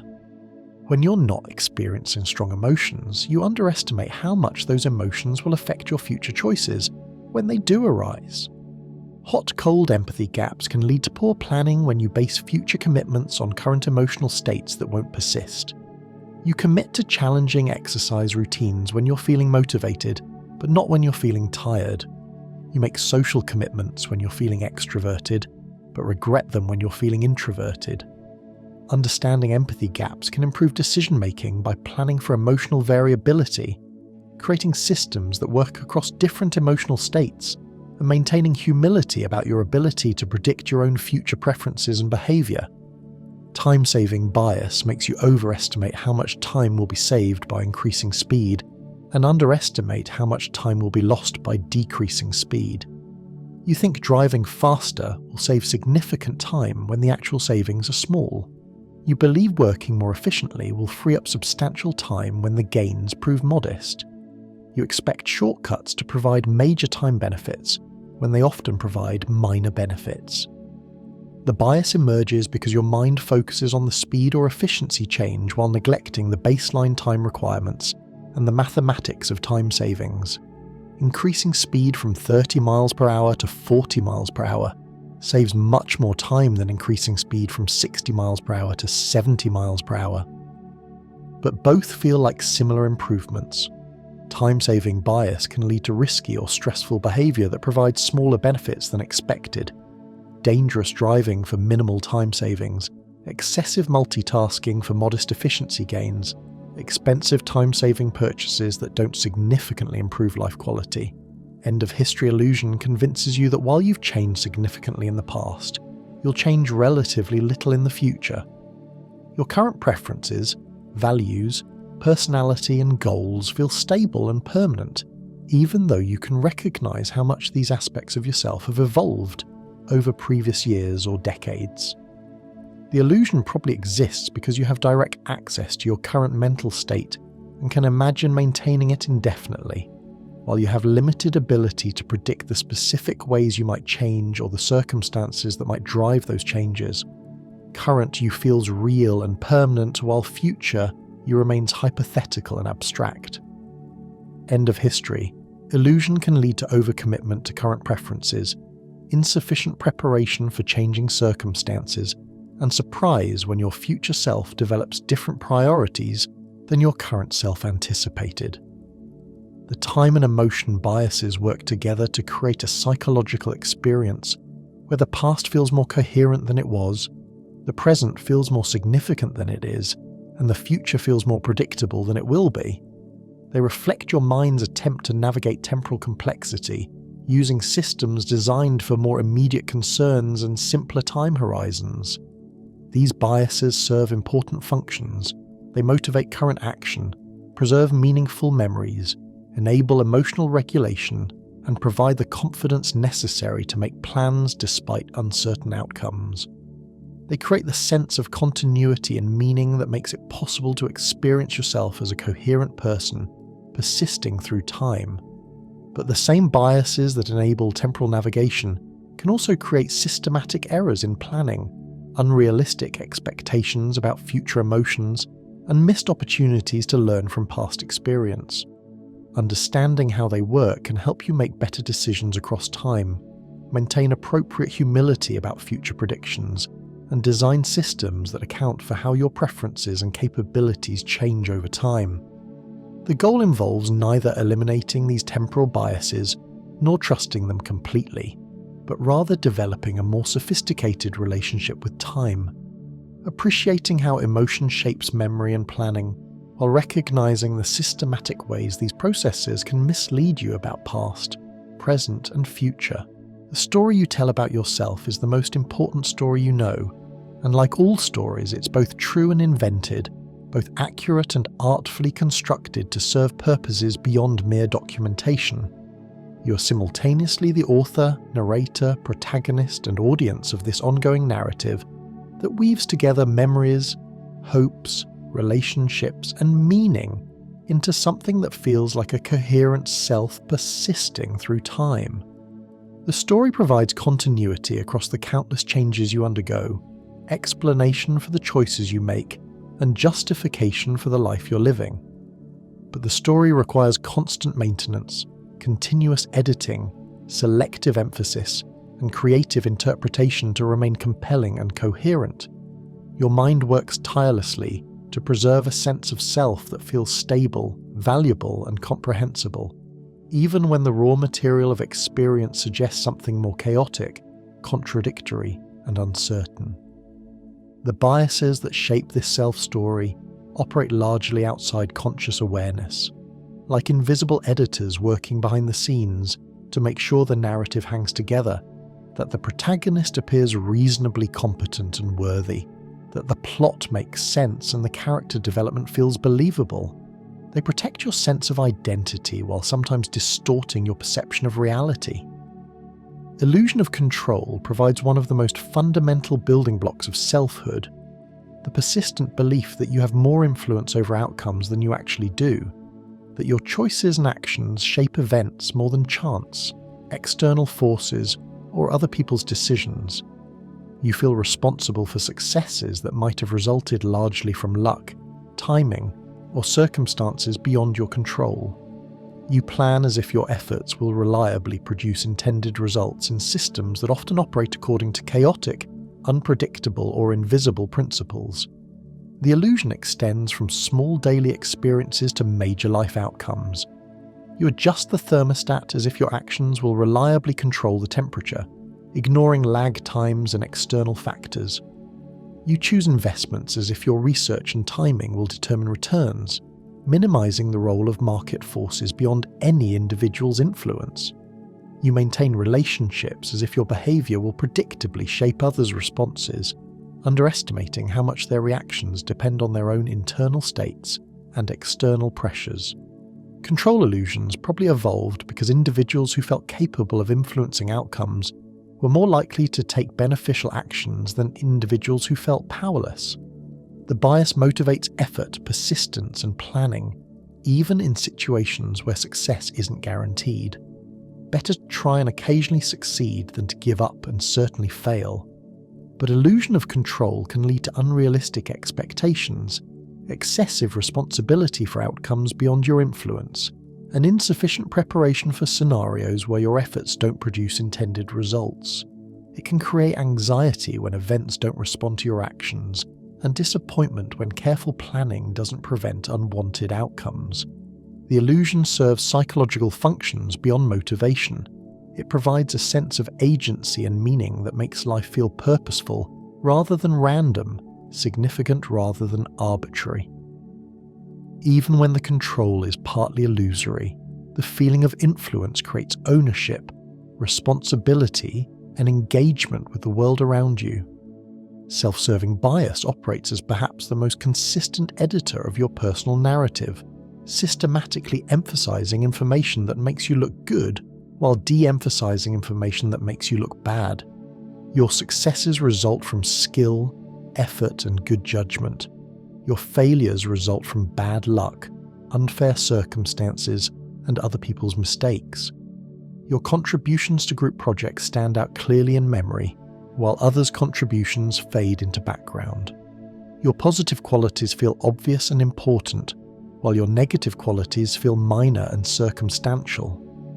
The bias operates across virtually every domain where you can be evaluated: intelligence, attractiveness, moral character, professional competence, relationship skills, parenting ability, driving ability, sense of humor. In each area, you tend to rate yourself more favorably than objective measures would support, and more favorably than others would rate you. Self-serving bias probably exists because positive self-regard provides psychological benefits that outweigh the costs of occasional self-deception. People with unrealistically positive self-views tend to be more motivated, more resilient, more willing to take beneficial risks, and more attractive to others than people with more accurate but less positive self-assessments. But the bias can interfere with learning from mistakes, accepting constructive feedback, recognizing areas that need improvement, and maintaining realistic expectations about your abilities and prospects. It can create conflicts when different people's self-serving biases lead to incompatible claims about responsibility, contribution, and capability. The editing happens so smoothly that you rarely notice it occurring. The enhanced version of yourself feels like the real version, the one that others would recognize if they were paying closer attention or judging more fairly. The bias preserves self-esteem while maintaining enough connection to reality to avoid completely delusional thinking. Defensive attribution protects your sense of safety and control by interpreting others' misfortunes in ways that suggest similar misfortunes won't happen to you. The person who gets sick must have ignored warning signs, lived unhealthily, or failed to get proper medical care. The person who gets robbed must have been careless, walked in dangerous areas, or failed to take adequate precautions. The person who gets fired must have performed poorly, violated policies, or failed to navigate office politics effectively. These attributions serve multiple psychological functions. They maintain your belief that bad things happen for reasons you can identify and avoid. They preserve your sense that the world operates according to fair and predictable principles rather than random chance. They protect your confidence that your own careful choices and good behaviour will shield you from similar problems. Defensive attribution probably evolved in environments where many dangers could actually be avoided through careful behaviour, where learning from others' mistakes provided survival advantages, where maintaining confidence and optimism improved decision-making and attracted social support. But defensive attribution can lead to victim blaming, insufficient empathy for others' difficulties, overconfidence about your own safety, and inadequate preparation for problems that might actually be largely beyond your control. It can make you less supportive of social safety nets and less willing to help others whose problems you attribute to their own poor choices. Better than average effect reveals itself as a consistent pattern across multiple domains. You tend to rate yourself as above average in most positive qualities and below average in most negative qualities, despite the mathematical impossibility of most people being above average in anything. You think you're a better driver than most other drivers, more intelligent than most other people, more ethical than most other people, more attractive than most other people. The effect appears even in areas where you have limited ability or extensive evidence of mediocrity. Poor drivers think they're better than average drivers. Incompetent employees think they're more capable than average employees. People with below average test scores think they're more intelligent than people with average test scores. Better than average effect probably exists because you have more detailed knowledge of your own positive qualities and good intentions than you have of others' positive qualities and good intentions. You know about your careful driving when no one else is around. You observe others driving only in traffic when everyone is more stressed. You're aware of your own generous thoughts. You can observe others' generous actions only when they occur publicly. The effect can lead to overconfidence, unrealistic expectations, insufficient effort to improve skills that need development, and conflicts when everyone believes they're performing better than everyone else. But it can also provide the self-confidence necessary to take risks, pursue goals, and maintain motivation despite setbacks and criticism. Imposter syndrome operates as an interesting counterpoint to many positive self-biases, creating persistent doubts about your competence and worthiness despite evidence of success and recognition from others. You feel like you've fooled people into overestimating your abilities. You expect to be discovered as less capable than you appear. You attribute your achievements to luck, timing, or other people's help rather than to your own skills and efforts. Imposter syndrome appears most commonly among high achievers in competitive environments where performance is visible and stakes feel high. The syndrome might reflect accurate recognition that success often involves factors beyond individual merit, social advantages, fortunate circumstances, others' contributions, and yes, sometimes luck. But imposter syndrome can also reflect perfectionist standards, comparison with highly capable peers, and insufficient appreciation for your own learning and growth over time. The feeling might be more accurate about specific achievements than about general competence, more reflective of high standards than of actual inadequacy. understanding imposter syndrome as partly reflecting realistic assessment of complex causation and partly reflecting unnecessarily harsh self-evaluation can help calibrate confidence more appropriately, maintaining humility about factors beyond your control while taking appropriate credit for effort, learning, and genuine skill development.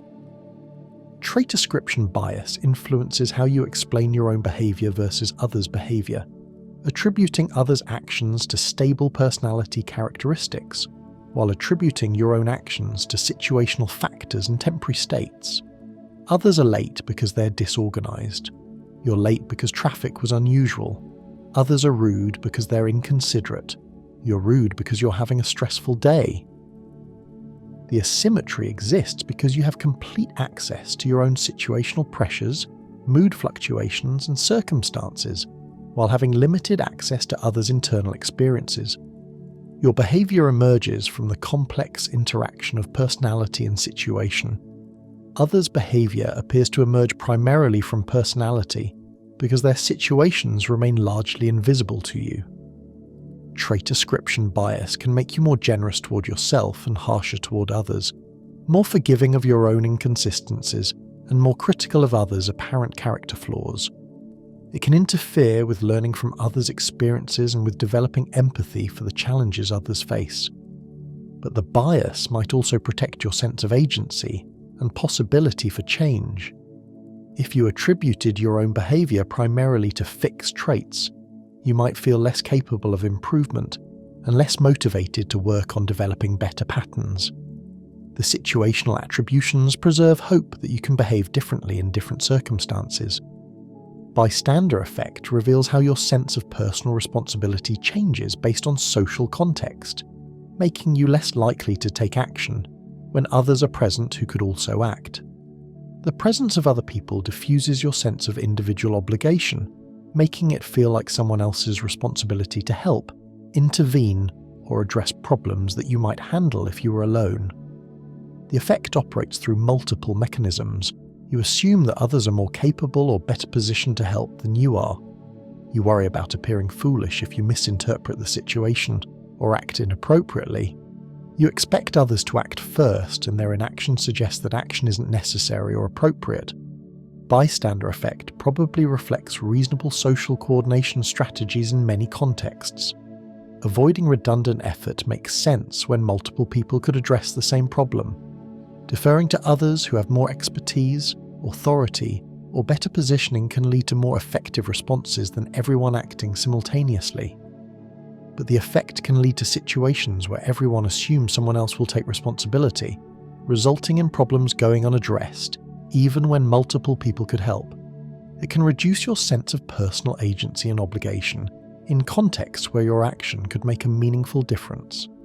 Curse of knowledge makes it difficult for you to imagine what it's like not to know things you currently know, creating challenges when you try to communicate with others who lack your knowledge or remember what your own learning process was like before you acquired expertise. Once you understand a concept, solution, or skill, it becomes hard to remember or imagine the confusion you felt before understanding developed.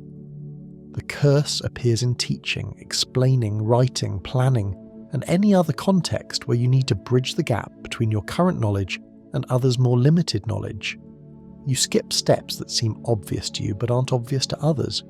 You use terminology that feels natural to you but is confusing to others. You underestimate how long learning will take and how much support others need. Curse of knowledge probably reflects efficient mental processes. Once you've integrated information into your existing knowledge structure, remembering the previous state of confusion would require maintaining parallel mental models that take cognitive resources without providing obvious benefits. But the curse can interfere with effective communication, collaboration, and mentorship. It can make you less patient with others' learning processes, less effective at providing explanations, and less accurate at predicting how others will respond to information that seems clear and compelling to you. Illusory superiority operates as a broad category, encompassing many specific ways you overestimate your positive qualities relative to others, but it deserves special attention for how it shapes your overall self-concept and social relationships.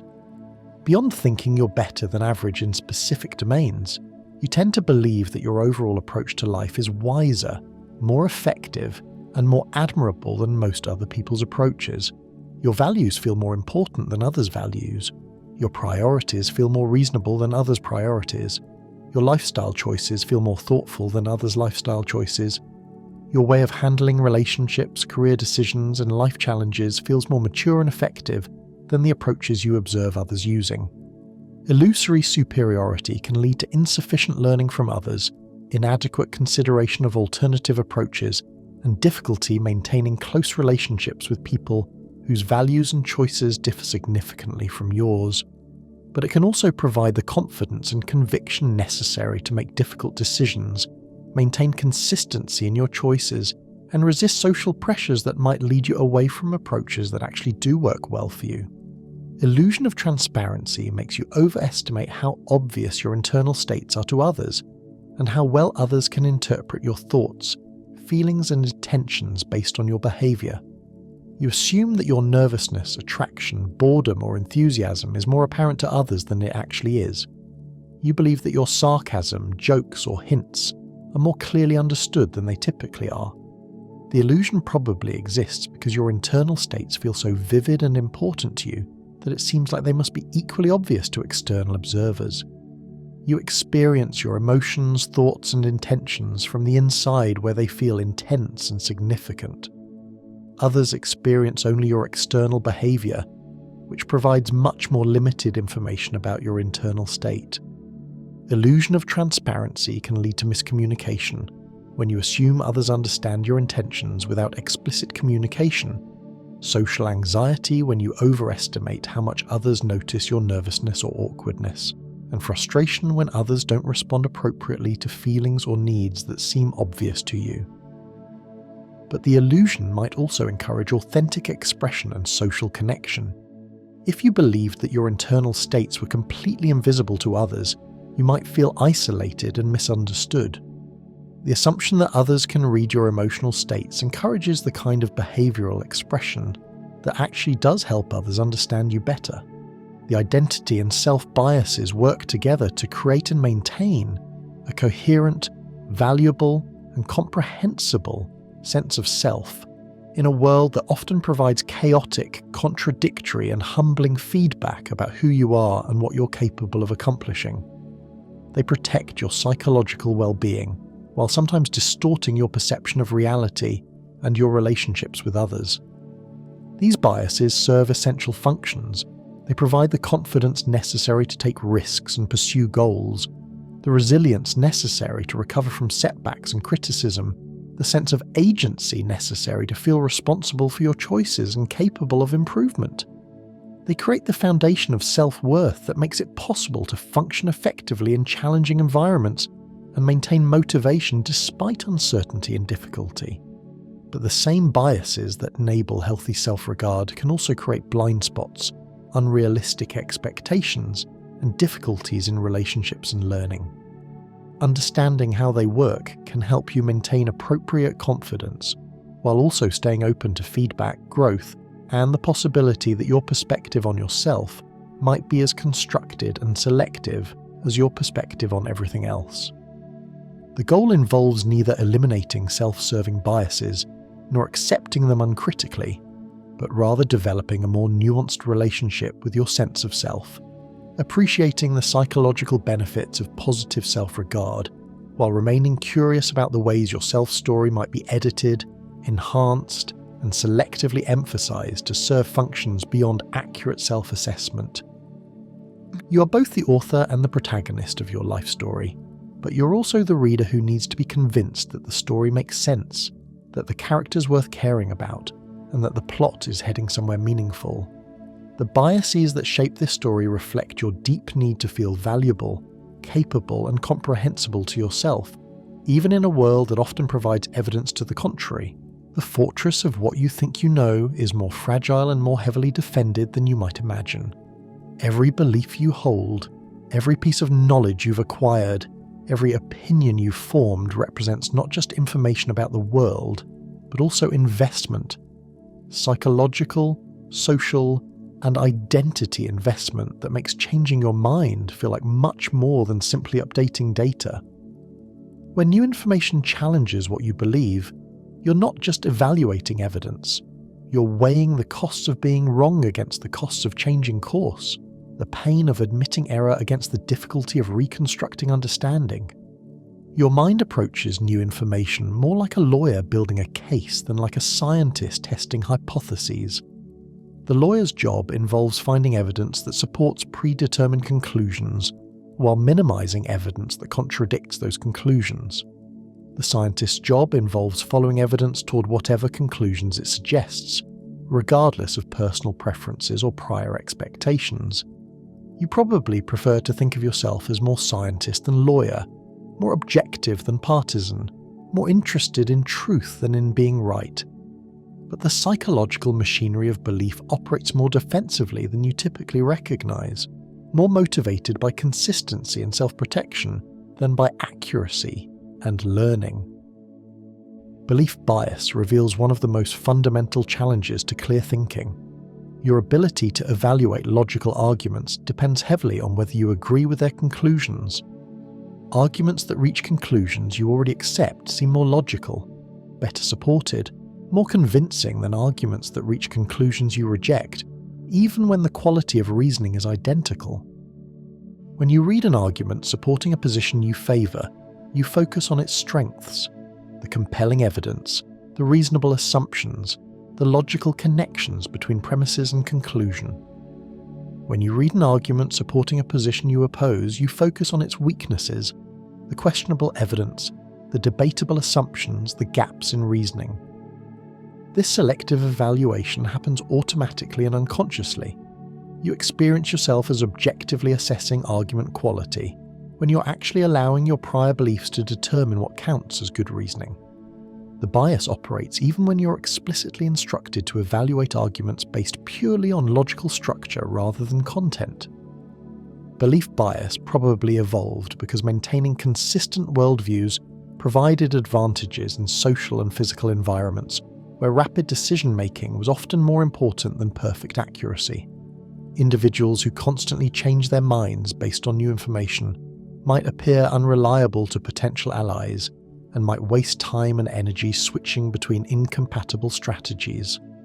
But belief bias can interfere with learning, problem-solving, and decision-making in environments where accuracy matters more than consistency, where following evidence leads to better outcomes than maintaining prior beliefs, where changing your mind reflects intellectual growth rather than social weakness. The bias operates most powerfully in domains where beliefs have personal, political, or identity significance, areas where being wrong feels like more than just a mistake, where changing your mind feels like betraying important aspects of yourself or your community.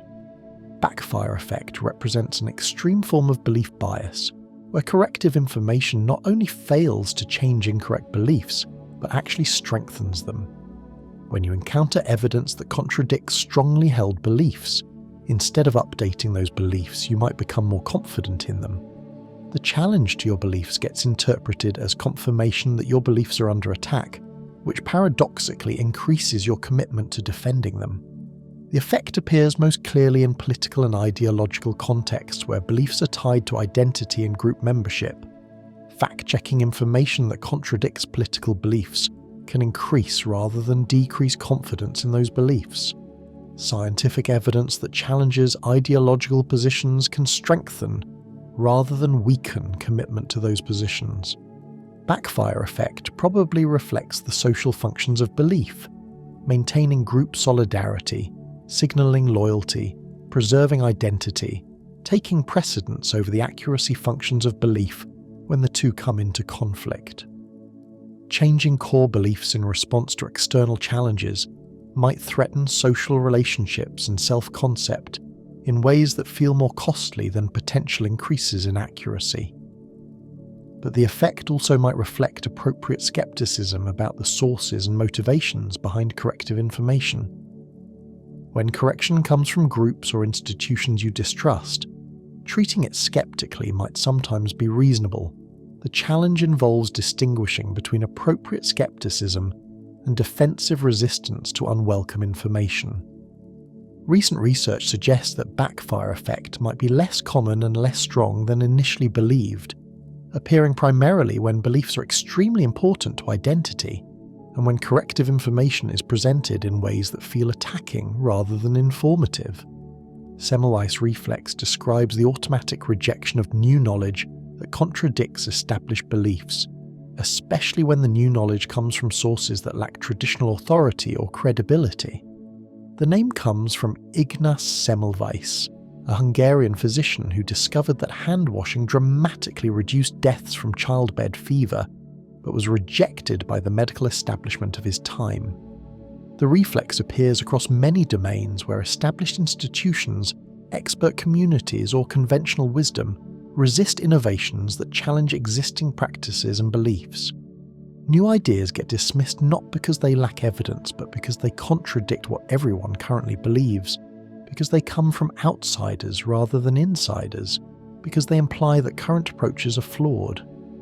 Semmelweis reflex probably serves important functions in maintaining stable social and institutional systems. Most new ideas are actually wrong, most innovations fail, most challenges to established practice prove misguided.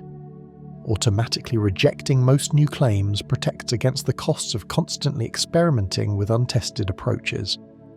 But the reflex can also prevent beneficial innovations, maintain harmful practices longer than necessary, and create barriers for individuals and groups who lack traditional credentials but possess valuable insights.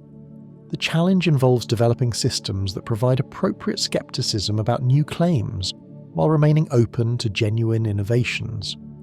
Cognitive dissonance emerges when you simultaneously hold contradictory beliefs, engage in behavior that conflicts with your values, or encounter information that challenges important assumptions.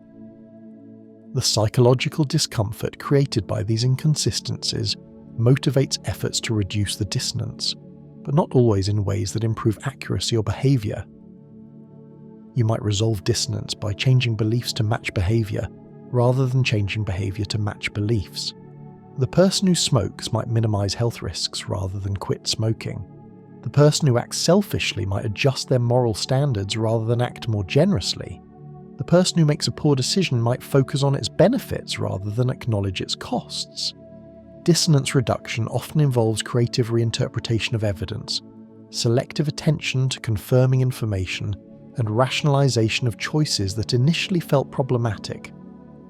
The mind works to create coherence and reduce psychological tension, but not necessarily to increase accuracy or improve future decision-making. Cognitive dissonance probably evolved because psychological coherence provides benefits for mental health, decision-making, and social functioning. Individuals who felt constantly torn by contradictions might have difficulty taking action, maintaining relationships, and presenting consistent social identities. But dissonance reduction can interfere with learning from mistakes, acknowledging valid criticism, and making beneficial changes when current approaches aren't working well. Understanding how dissonance operates can help you recognize when psychological comfort might be taking precedence over accuracy or improvement. Reactance describes your psychological response when your freedom of choice feels threatened. You become more motivated to pursue the restricted option and more resistant to influence attempts, even when the influence might actually benefit you. Being told you can't or shouldn't do something makes you want to do it more. Being pressured to change your mind makes you more committed to your current position. Reactance appears in many contexts where authority figures, experts, or social pressures attempt to guide behavior or beliefs. Public health campaigns can increase rather than decrease risky behavior when they feel heavy-handed. Educational efforts can strengthen rather than weaken misconceptions when they feel patronizing. Persuasion attempts can increase rather than decrease resistance when they feel manipulative. Reactance probably evolved as protection against social control and manipulation in environments where maintaining autonomy and independence was crucial for survival and reproduction. Individuals who resisted others' attempts to control their behavior might have been more successful at pursuing their own interest and avoiding exploitation. But reactance can interfere with beneficial influence, medical advice, safety recommendations, educational information, when the delivery triggers defensive responses rather than open consideration. Understanding reactants can help frame helpful information in ways that preserve people's sense of choice and autonomy. Conservatism bias creates resistance to updating beliefs, even when new evidence suggests that updating would be appropriate. Your beliefs change more slowly and less completely than they should based on the strength and reliability of new information. You stick with prior beliefs longer than optimal, require more evidence to change your mind than statistical reasoning would suggest, and make smaller adjustments than the evidence warrants. The bias operates even in contexts where you're explicitly trying to be objective and where updating beliefs doesn't threaten important values or relationships. People shown randomly generated evidence that contradicts their initial estimates adjust those estimates, but not as much as they should if they were processing the evidence optimally. Conservatism bias probably reflects reasonable caution about the reliability of new information in environments where evidence is often incomplete, misleading, or manipulated. Maintaining stable beliefs despite occasional contradictory evidence might be wiser than constantly adjusting beliefs based on every new piece of information. But conservatism bias can slow learning, prevent adaptation to changing circumstances, and maintain inaccurate beliefs longer than necessary. The challenge involves calibrating the appropriate rate of belief updating, fast enough to incorporate genuine insights, slow enough to avoid overreacting to noise and temporary fluctuations. Illusion of validity makes you overconfident in the accuracy of your judgments, especially when those judgments are based on information that feels coherent, consistent, and comprehensive. The more detailed and internally consistent your information seems, the more confident you feel in conclusions drawn from that information, even when the information itself might be unreliable, incomplete, or irrelevant. Stock analysts who have extensive information about companies feel more confident in their predictions than the accuracy of their predictions would justify. Interviewers who gather detailed information about job candidates feel more confident in their hiring decisions than the predictive validity of interviews would support. Diagnosticians who collect comprehensive information about cases feel more confident in their diagnoses than their actual accuracy rates would warrant. The illusion emerges because your mind treats the internal consistency and richness of information as evidence of its external validity. Information that fits together well and provides a detailed picture feels more trustworthy than information that is sparse, contradictory, or incomplete, regardless of which information actually predicts outcomes better. Illusion of validity can lead to overconfidence in situations where extensive information doesn't improve prediction accuracy, insufficient attention to base rates and statistical patterns that might be more predictive than detailed case information, and premature closure on complex judgments that might benefit from ongoing uncertainty. Clustering illusion convinces you that you see patterns in random data, meaningful sequences in chance events, and systematic relationships in coincidental occurrences. Random sequences that happen to contain clusters or streaks feel like they must reflect underlying causes rather than normal variation.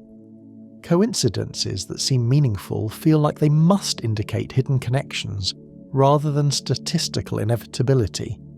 The basketball player who makes several shots in a row seems to have developed a hot hand that makes subsequent shots more likely. The stock picker who chooses several winning stocks in sequence appears to have special insight that will continue working. The series of related events that happen close together in time feels like it must reflect more than chance. Clustering illusion probably evolved because most patterns in ancestral environments did reflect meaningful underlying causes that were worth detecting and responding to.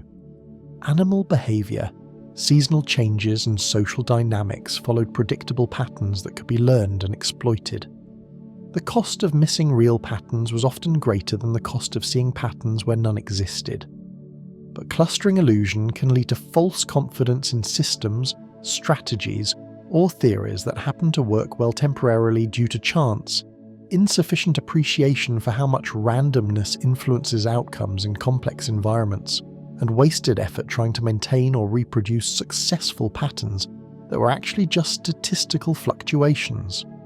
Narrative fallacy creates preference for explanations that tell coherent stories over explanations that accurately describe complex causation. You prefer simple, linear accounts of how events unfolded to messy, multifaceted descriptions of the multiple factors that contributed to outcomes. The business success gets attributed to the CEO's vision rather than to market timing, regulatory changes, and competitive dynamics. The historical event gets explained through the actions of key individuals rather than through economic, technological, and cultural forces.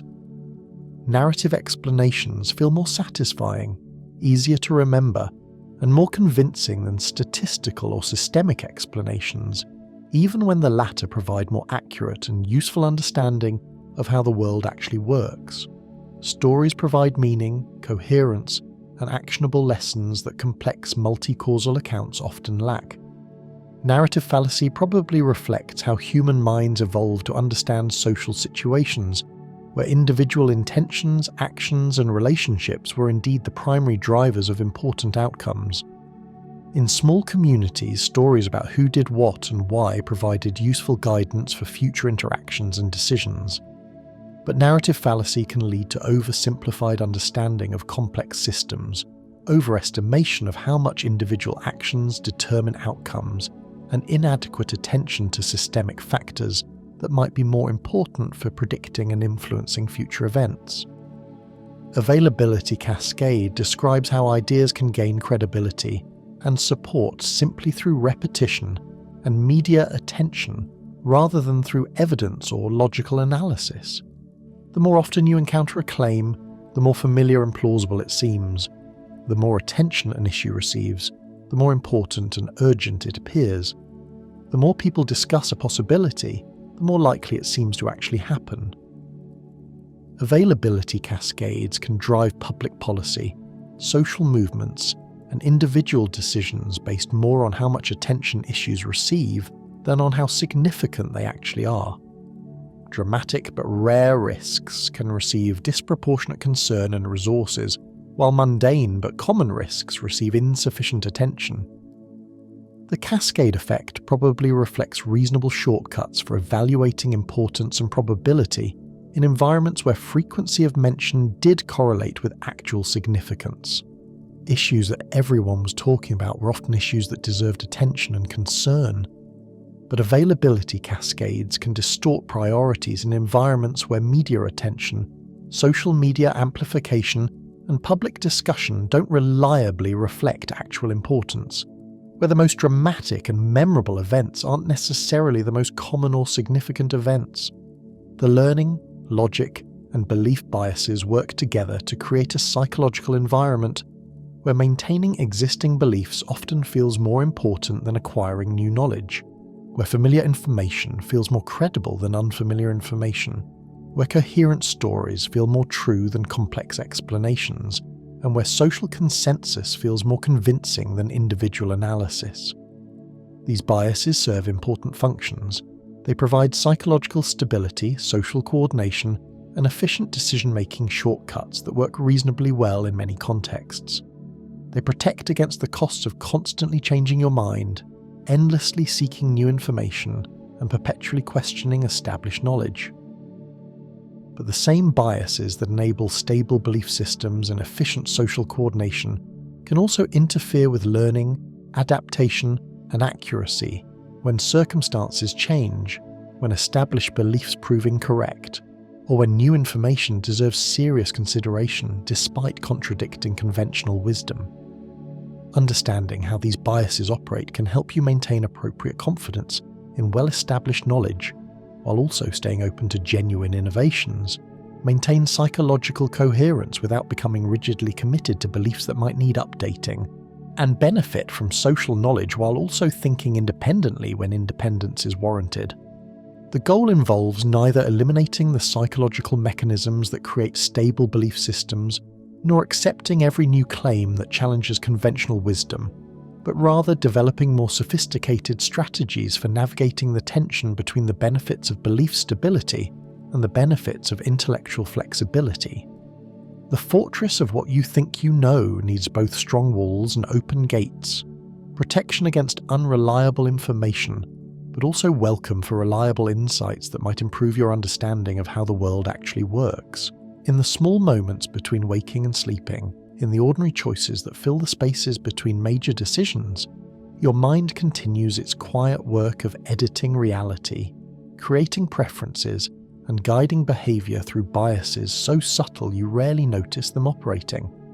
These aren't the dramatic distortions that reshape your understanding of politics, relationships, or career choices.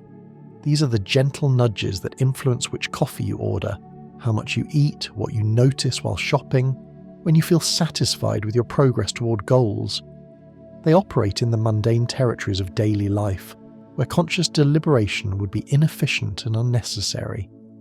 Yet these micro-biases accumulate over time, shaping your habits, preferences, and lifestyle through thousands of small influences that compound into larger patterns.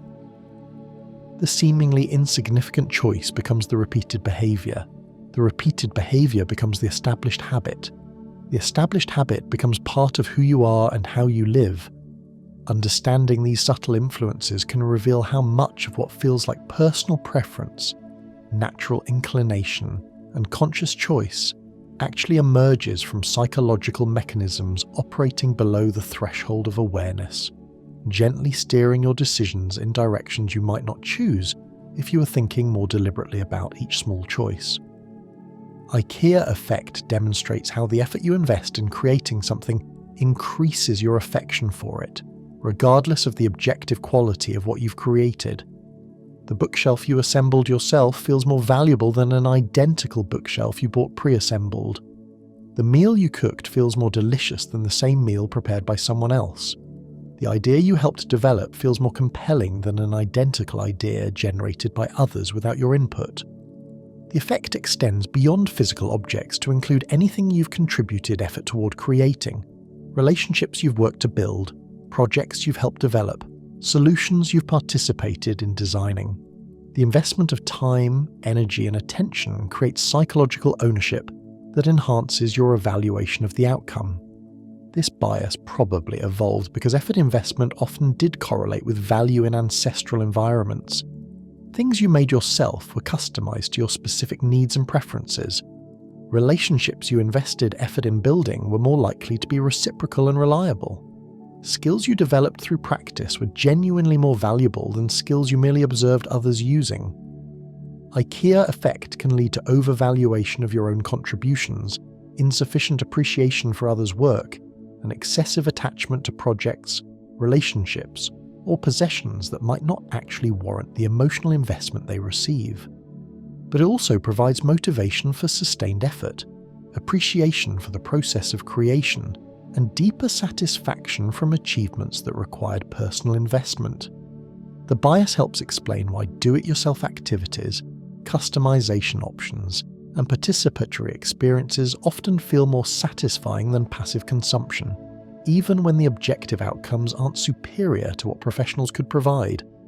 Endowment effect reveals how ownership changes your valuation of objects, making things you already possess feel more valuable than identical things you don't possess.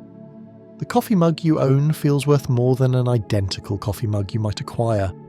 The concert ticket you bought feels more valuable than the same ticket would feel if you were considering purchasing it. The investment you already made feels more promising than the same investment would seem if you were considering it fresh. The effect appears even when ownership is temporary or arbitrary.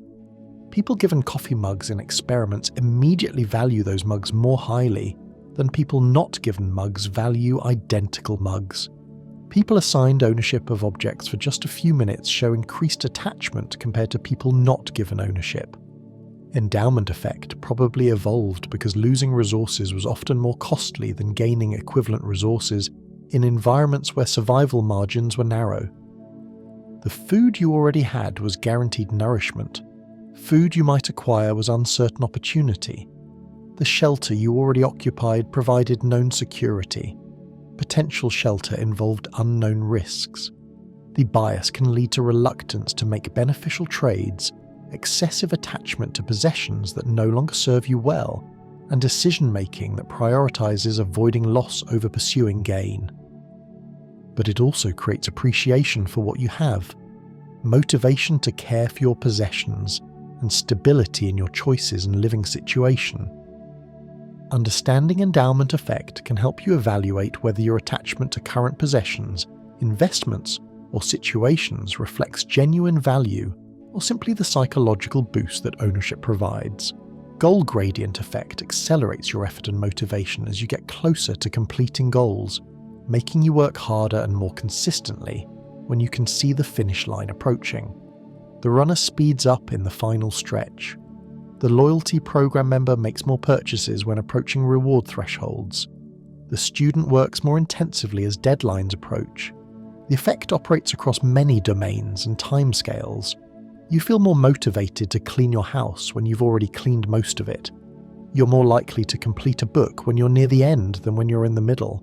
You work more enthusiastically on projects when you can see clear progress toward completion. Goal gradient effect probably evolved because many survival-relevant activities required sustained effort over time, and motivation often flagged during the difficult middle portions of challenging endeavours. Increased effort near completion ensured that projects got finished and benefits were actually realised rather than abandoned when they were almost complete. The bias can be used constructively by setting intermediate goals, making progress visible, and structuring challenges so that the sense of approaching completion maintains motivation. But it can also lead to rushed or careless work near deadlines, insufficient attention to quality when quantity goals dominate, and artificial urgency that creates unnecessary stress.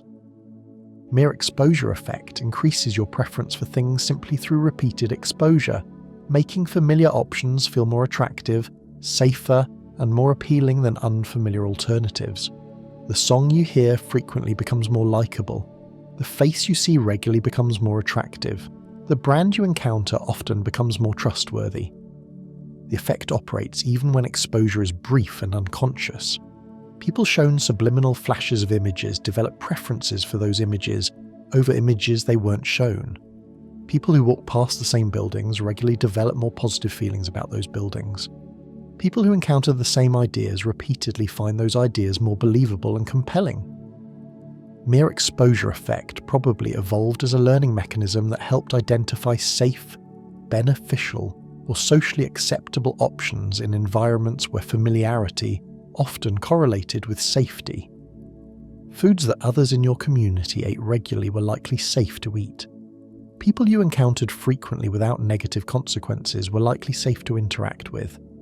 The bias can be exploited by marketing, propaganda, and social influence campaigns that rely on repetition rather than genuine merit to create preferences. But it also helps you develop appreciation for culture, literature, music, and relationships that reveal their value gradually through repeated exposure rather than immediately through dramatic first impressions. Understanding mere exposure effect can help you distinguish between preferences based on familiarity and preferences based on genuine fit, quality, or value. Choice supportive bias increases your satisfaction with decisions after you've made them, emphasizing the positive aspects of chosen options while minimizing their negative aspects, and emphasizing the negative aspects of rejected options while minimizing their positive aspects. The restaurant you chose serves better food than you initially expected. The job you accepted has more advantages than you originally noticed. The vacation destination you selected feels more appealing than the alternatives you considered. The bias operates even when initial preferences were weak or arbitrary. People asked to choose between very similar options quickly develop strong preferences for their chosen options, and strong rejection of the rejected options, as if the choice itself revealed previously hidden differences in value. Choice supportive bias probably evolved to reduce regret and second-guessing that could interfere with enjoying benefits and learning from experiences. Constantly wondering whether you made the right choice would prevent full engagement with chosen paths and create psychological distress that wouldn't improve outcomes. The bias can lead to overconfidence in decision-making, insufficient learning from choices that don't work out well, and difficulty maintaining openness to better options that become available after initial choices are made. But it also provides satisfaction and engagement with chosen paths, reduces decision paralysis, and prevents the psychological costs of constant regret. Surrogation occurs when you focus on measures and metrics rather than on the underlying goals those measures are supposed to represent, eventually treating the achievement of good scores as more important than achieving good outcomes. Students focus on grades rather than learning. Employees focus on meeting targets rather than serving customers effectively. Dieters focus on scale weight rather than health and fitness. The bias emerges because metrics are concrete, immediate, and easy to track, while underlying goals are often abstract, delayed, and difficult to measure. The metric provides clear feedback and obvious progress indicators, while the goal requires complex evaluation and long-term assessment. Surrogation probably reflect efficient mental shortcuts that work well when metrics accurately represent goals, and when optimizing for metrics leads to optimizing for underlying outcomes. In many contexts, focusing on measurable indicators does improve performance on less measurable objectives. But surrogation becomes problematic when metrics diverge from goals, when gaming the system becomes more rewarding than serving the underlying purpose, or when measurement itself changes behavior in ways that undermine the original objectives. The solution often involves using multiple metrics, regularly re-evaluating the relationship between measures and goals, and maintaining focus on underlying purposes rather than just measurement outcomes. Effort justification increases your valuation of outcomes that required significant effort to achieve, making difficult experiences feel more worthwhile, meaningful, or valuable than identical experiences that required minimal effort. The hiking destination feels more beautiful after a challenging climb. The exclusive club feels more valuable after a difficult admission process. The skill feels more satisfying after extensive practice and struggle. The effect appears even when effort doesn't actually improve objective outcomes. People who complete difficult initiation processes report higher satisfaction with groups they join, even when the initiation has nothing to do with the group's actual value. People who pay higher prices for identical products often report greater satisfaction with their purchases. Effort justification probably evolved because effort investment often did correlate with value in environments where difficult things were difficult for good reasons. The hard-to-reach location often provided safety, resources, or strategic advantages. The challenging skill often provided genuine capabilities. The effortful relationship often involved people worth knowing. The bias can lead to overvaluation of experiences based on their difficulty rather than their actual worth. Sunk cost reasoning that continues costly endeavours simply because they've already required significant investment and unnecessary suffering pursued for its own sake rather than for beneficial outcomes. But effort justification also provides motivation to persist through challenges, appreciation for achievements that require sustained commitment, and satisfaction from overcoming obstacles that immediate gratification can't provide. Decoy effect influences choice by making one option appear more attractive through the presence of a strategically designed inferior alternative. The medium-sized popcorn feels like a good deal when compared to the small size that's only slightly cheaper, even though you would never consider buying the small size. The subscription plan in the middle feels reasonable when compared to the basic plan that offers much less value for almost the same price. The decoy works by providing a reference point that makes the target option look superior by comparison. The presence of the obviously inferior choice shifts your evaluation of the remaining choices, making options that might otherwise seem expensive or excessive feel reasonable and attractive. Decoy effect probably reflects efficient decision-making shortcuts that work well when you need to choose quickly among alternatives without extensive research and analysis. Using available comparisons to guide choice often leads to reasonable decisions when the comparison options represent genuine market alternatives. But decoy effect can be exploited by retailers, service providers, and anyone else who wants to guide your choices in particular directions by manipulating the choice architecture rather than improving the actual value of their preferred options. Understanding decoy effect can help you evaluate options based on their absolute value to you, rather than on their relative attractiveness compared to strategically designed alternatives.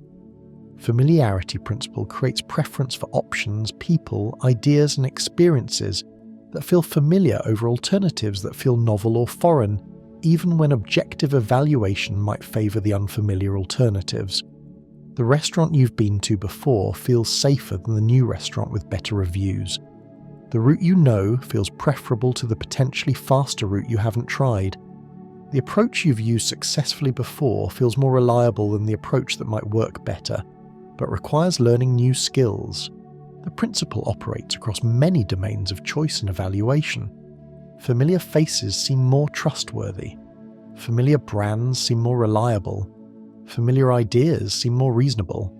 Familiar methods seem more effective. The familiarity itself becomes a source of positive evaluation, independent of other factors that might determine actual quality or fit.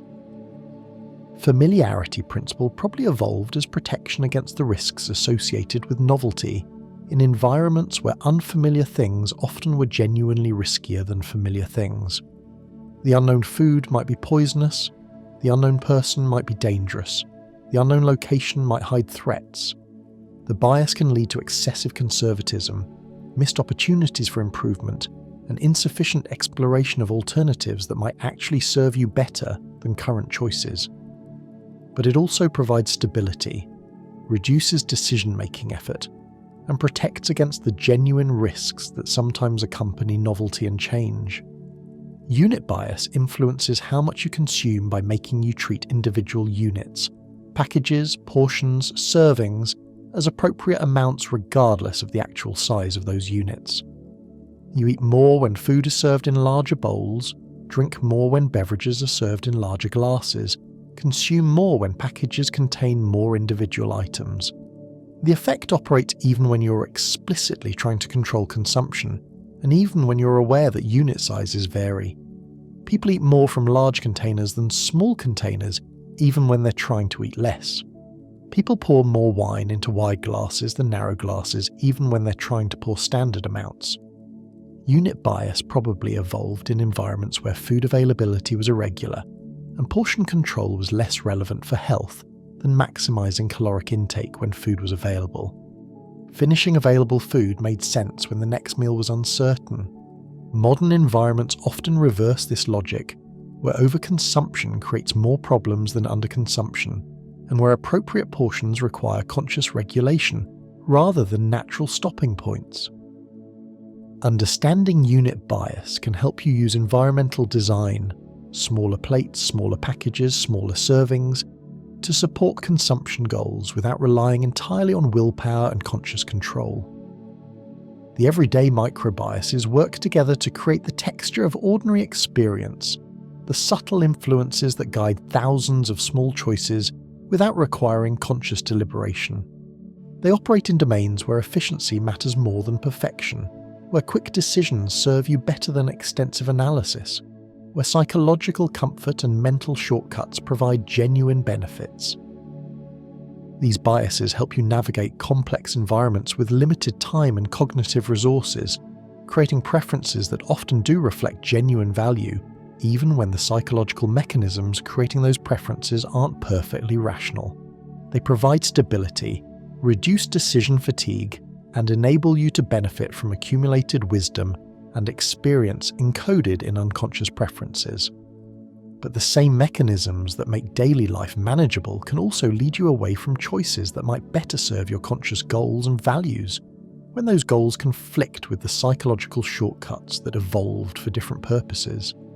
Understanding how these subtle influences operate can help you create environments that work with rather than against your psychological tendencies, designing your daily choices to be more aligned with your deliberate intentions while still benefiting from the efficiency and wisdom of unconscious decision-making processes. We arrive now at the most curious territory of all, the biases about biases, the patterns that emerge when awareness itself becomes another variable in the complex equation of how your mind works. You've spent hours now learning about the invisible influences that shape your thoughts, and that learning has already begun to change you in ways that are both predictable and paradoxical. Knowledge of bias doesn't eliminate bias, it creates new forms of bias. Awareness of your mental patterns doesn't transcend those patterns, it adds new layers of complexity to them. This final exploration takes you into the recursive loops where psychology studies itself, where the observer becomes part of the observed, where the very act of knowing about your mind's limitations becomes another limitation to understand and navigate.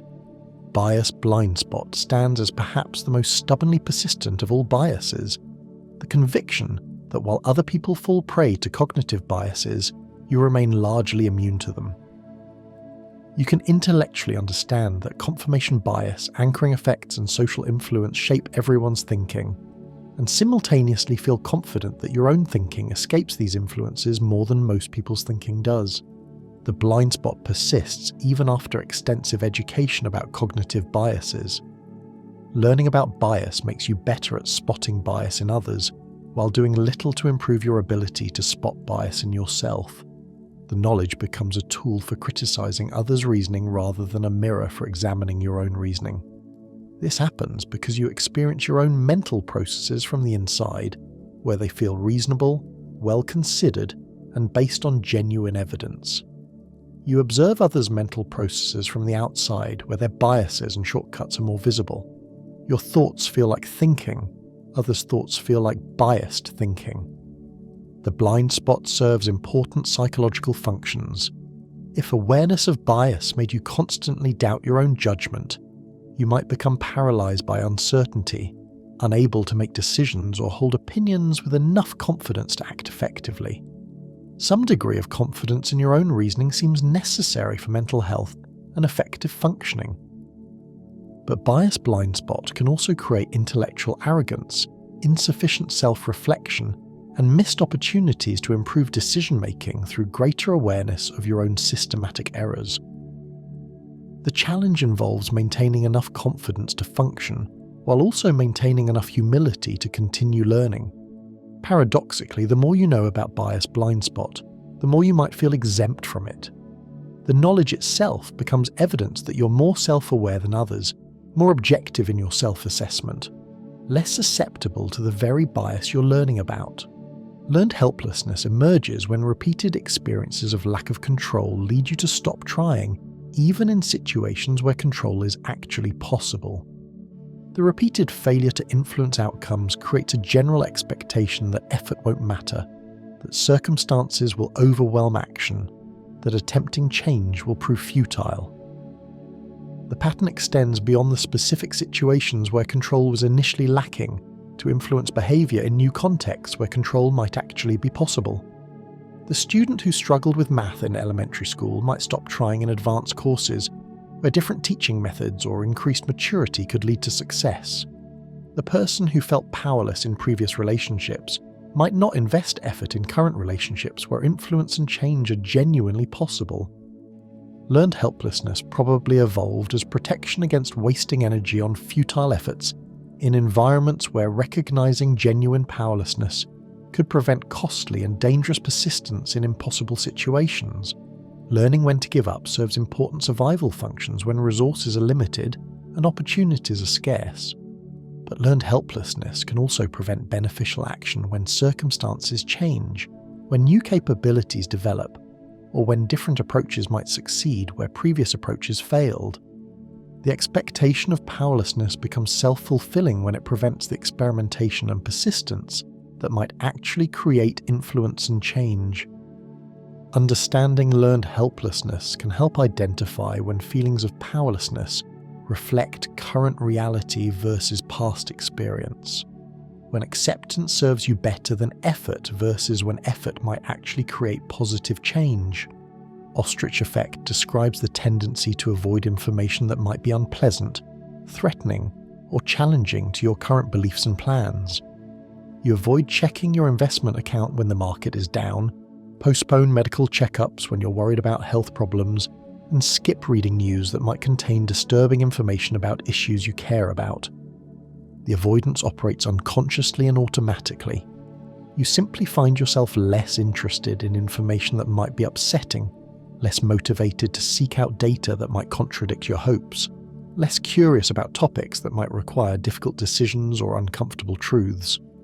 Ostrich effect probably serves important psychological functions by protecting mental health and motivation from information that might be discouraging but not actionable. If knowing about problems wouldn't help you solve them, avoiding that knowledge might preserve your ability to focus on problems you can actually address. But the effect can also prevent early intervention when problems are still manageable, delay necessary decisions until options become more limited, and create dangerous gaps in awareness when threats require prompt attention and response. The challenge involves distinguishing between information avoidance that serves genuine psychological needs and information avoidance that serves short-term comfort at the expense of long-term well-being. Golem effect demonstrates how low expectations can become self-fulfilling prophecies, reducing performance and outcomes through the psychological and social dynamics created by expecting failure or mediocrity. When teachers expect students to perform poorly, those students often do perform poorly. When managers expect employees to be unreliable, those employees often become unreliable. The effect operates through multiple mechanisms. Low expectations reduce the effort and resources invested in support and development. They create social atmospheres that communicate a lack of confidence and potential. They influence how achievements get interpreted and how failures get explained. Golem effect reveals the power of social expectations to shape reality through the psychological responses they generate. Expectations don't just predict behavior, they partially create behavior through their influence on motivation, self-concept, and social interaction patterns.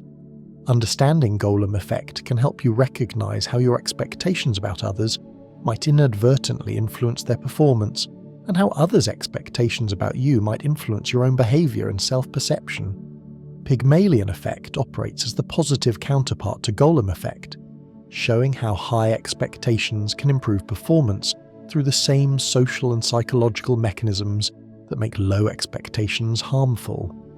When teachers expect students to excel, those students often do excel. When managers expect employees to be capable, those employees often become more capable. The effect works through increased attention, support, and encouragement provided to people who are expected to succeed. It also works through the psychological benefits of feeling expected to succeed. Increased confidence, motivation, and willingness to take beneficial risks. Pygmalion effect demonstrates that expectations aren't just predictions about fixed capabilities, they're influences on developing capabilities. The belief in someone's potential can help realize that potential through the changed behavior and increased investment that high expectations generate. But Pygmalion effect can also create unfair advantages for people who happen to be seen as promising, while creating unfair disadvantages for people who aren't initially perceived as capable. The challenge involves ensuring that high expectations get distributed based on genuine potential, rather than on irrelevant characteristics or initial impressions. Self-fulfilling prophecy encompasses both golem and Pygmalion effects as part of the broader pattern where beliefs about future events influence behavior in ways that make those events more likely to occur. The expectation of success motivates effort that increases the likelihood of success. The expectation of failure reduces effort that decreases the likelihood of success. The prophecies operate in many domains beyond performance and capability. Economic predictions can influence economic behavior in ways that make the predictions accurate. Social predictions can influence social behavior in ways that confirm the predictions. Personal predictions about relationships, health, and career outcomes can influence the choices and actions that determine whether those predictions prove correct. Self-fulfilling prophecies reveal the complex relationship between prediction and causation in social systems, where the act of prediction becomes part of the causal chain that determines outcomes. The observer changes the observed through the act of observation and expectation. Understanding self-fulfilling prophecies can help you recognize when your expectations might be influencing outcomes, and help you use that influence constructively, by maintaining realistic optimism about positive possibilities while avoiding pessimistic expectations that might create the negative outcomes they predict. Survivorship bias shapes your understanding of success, risk, and effective strategies by focusing attention on examples that succeeded while ignoring examples that failed. You study successful companies, successful people, successful approaches while paying less attention to unsuccessful companies, unsuccessful people, unsuccessful approaches that might have been very similar to the successful examples. The bias creates systematic distortions in how you understand what leads to success. The strategies used by successful people appear more effective than they actually are, because you don't see all the people who use similar strategies and failed. The risks taken by successful entrepreneurs appear more reasonable than they actually were, because you don't hear about all the entrepreneurs who took similar risks and failed. Survivorship bias probably reflects efficient attention allocation in environments where learning from success was more valuable than learning from failure, where successful strategies were rare enough that they deserved special attention and imitation. But the bias can lead to overconfidence about risky strategies, insufficient appreciation for the role of luck and timing in success, and inadequate attention to the base rates of failure that make apparent success strategies less reliable than they seem. Understanding survivorship bias can help you seek out information about failures and near misses that provide more complete pictures of the risks and requirements involved in different approaches to challenging goals. Observer effect emerges when the act of observation or measurement changes the phenomenon being observed. In psychology, this means that studying your own mental processes changes those processes, that becoming aware of your biases influences how those biases operate, that self-reflection alters the self being reflected upon. The effect operates in many contexts where awareness creates feedback loops that change behavior. Monitoring your mood influences your mood. Tracking your habits changes your habits. Measuring your performance affects your performance. The measurement becomes part of what's being measured. Observer effect suggests that there's no neutral stance from which to observe your own mental processes, no way to study your biases without changing them, no method for achieving complete self-knowledge that doesn't alter the self being studied. The effect can be used constructively when monitoring and measurement support beneficial changes, but it can also create artificial behavior that exists primarily to satisfy the monitoring, rather than to achieve underlying goals. Hawthorne effect demonstrates how being studied, observed, or given attention can improve performance regardless of the specific interventions being tested. People work more productively when they know they're being observed, behave more thoughtfully when they feel their choices are being monitored, and perform better when they receive attention, even when that attention doesn't include specific feedback or guidance. The effect reveals the powerful influence of social attention and perceived importance on motivation and behavior. Feeling noticed, studied, and valued can improve outcomes through mechanisms that have little to do with the specific content of the attention received. Hawthorne effect can complicate research and evaluation by making it difficult to distinguish between the effects of specific interventions and the effects of increased attention and perceived importance. But it also reveals opportunities to improve performance and well-being through relatively simple changes in attention and recognition. Recursive bias loops emerge when biases about biases create feedback cycles that amplify rather than correct systematic thinking errors. Learning about confirmation bias might make you overcorrect by giving too much weight to information that contradicts your beliefs. Awareness of overconfidence might make you underconfident in situations where confidence would be appropriate. The loops can also work in positive directions. Understanding social influence can make you more resistant to inappropriate influence, while remaining appropriately responsive to legitimate social information. Knowledge of anchoring effects can help you seek out multiple reference points, while still benefiting from reasonable starting points for evaluation and decision-making. Recursive loops reveal that metacognition, thinking about thinking, creates new possibilities for both error and improvement. The awareness that was supposed to eliminate bias becomes another source of bias that requires additional awareness to navigate effectively. The journey through 100 biases brings us full circle to where we began, with a recognition that your mind is both wonderfully capable and systematically limited, both wise and foolish, both your greatest resource and your most persistent challenge. But the circle isn't quite the same as when we started. The awareness you've gained changes how the biases operate, creating new forms of bias while potentially reducing others, adding layers of complexity while also providing tools for navigating that complexity more skillfully. You now know that your attention is selective, your memory is creative, your social judgments are influenced by belonging needs, your decisions are shaped by ancient fears and hopes, your moral judgments emerge from complex emotional and cultural processes. Your relationship with time is distorted by emotion, your sense of self is carefully constructed and maintained, your beliefs are defended more than examined, your daily choices are guided by subtle environmental influences, and your awareness of all these patterns creates new patterns that also deserve awareness and understanding. This knowledge is both humbling and empowering. Humbling because it reveals how much of what feels like conscious, rational, independent thinking actually emerges from processes you don't control and often don't notice.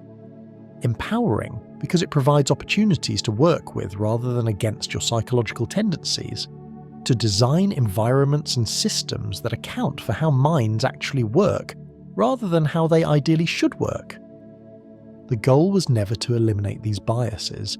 They serve important functions and couldn't be eliminated even if that were desirable. The goal was to develop a more sophisticated relationship with the machinery of your own mind, to appreciate both its remarkable capabilities and its systematic limitations, to become more curious about the gap between how thinking feels and how thinking works.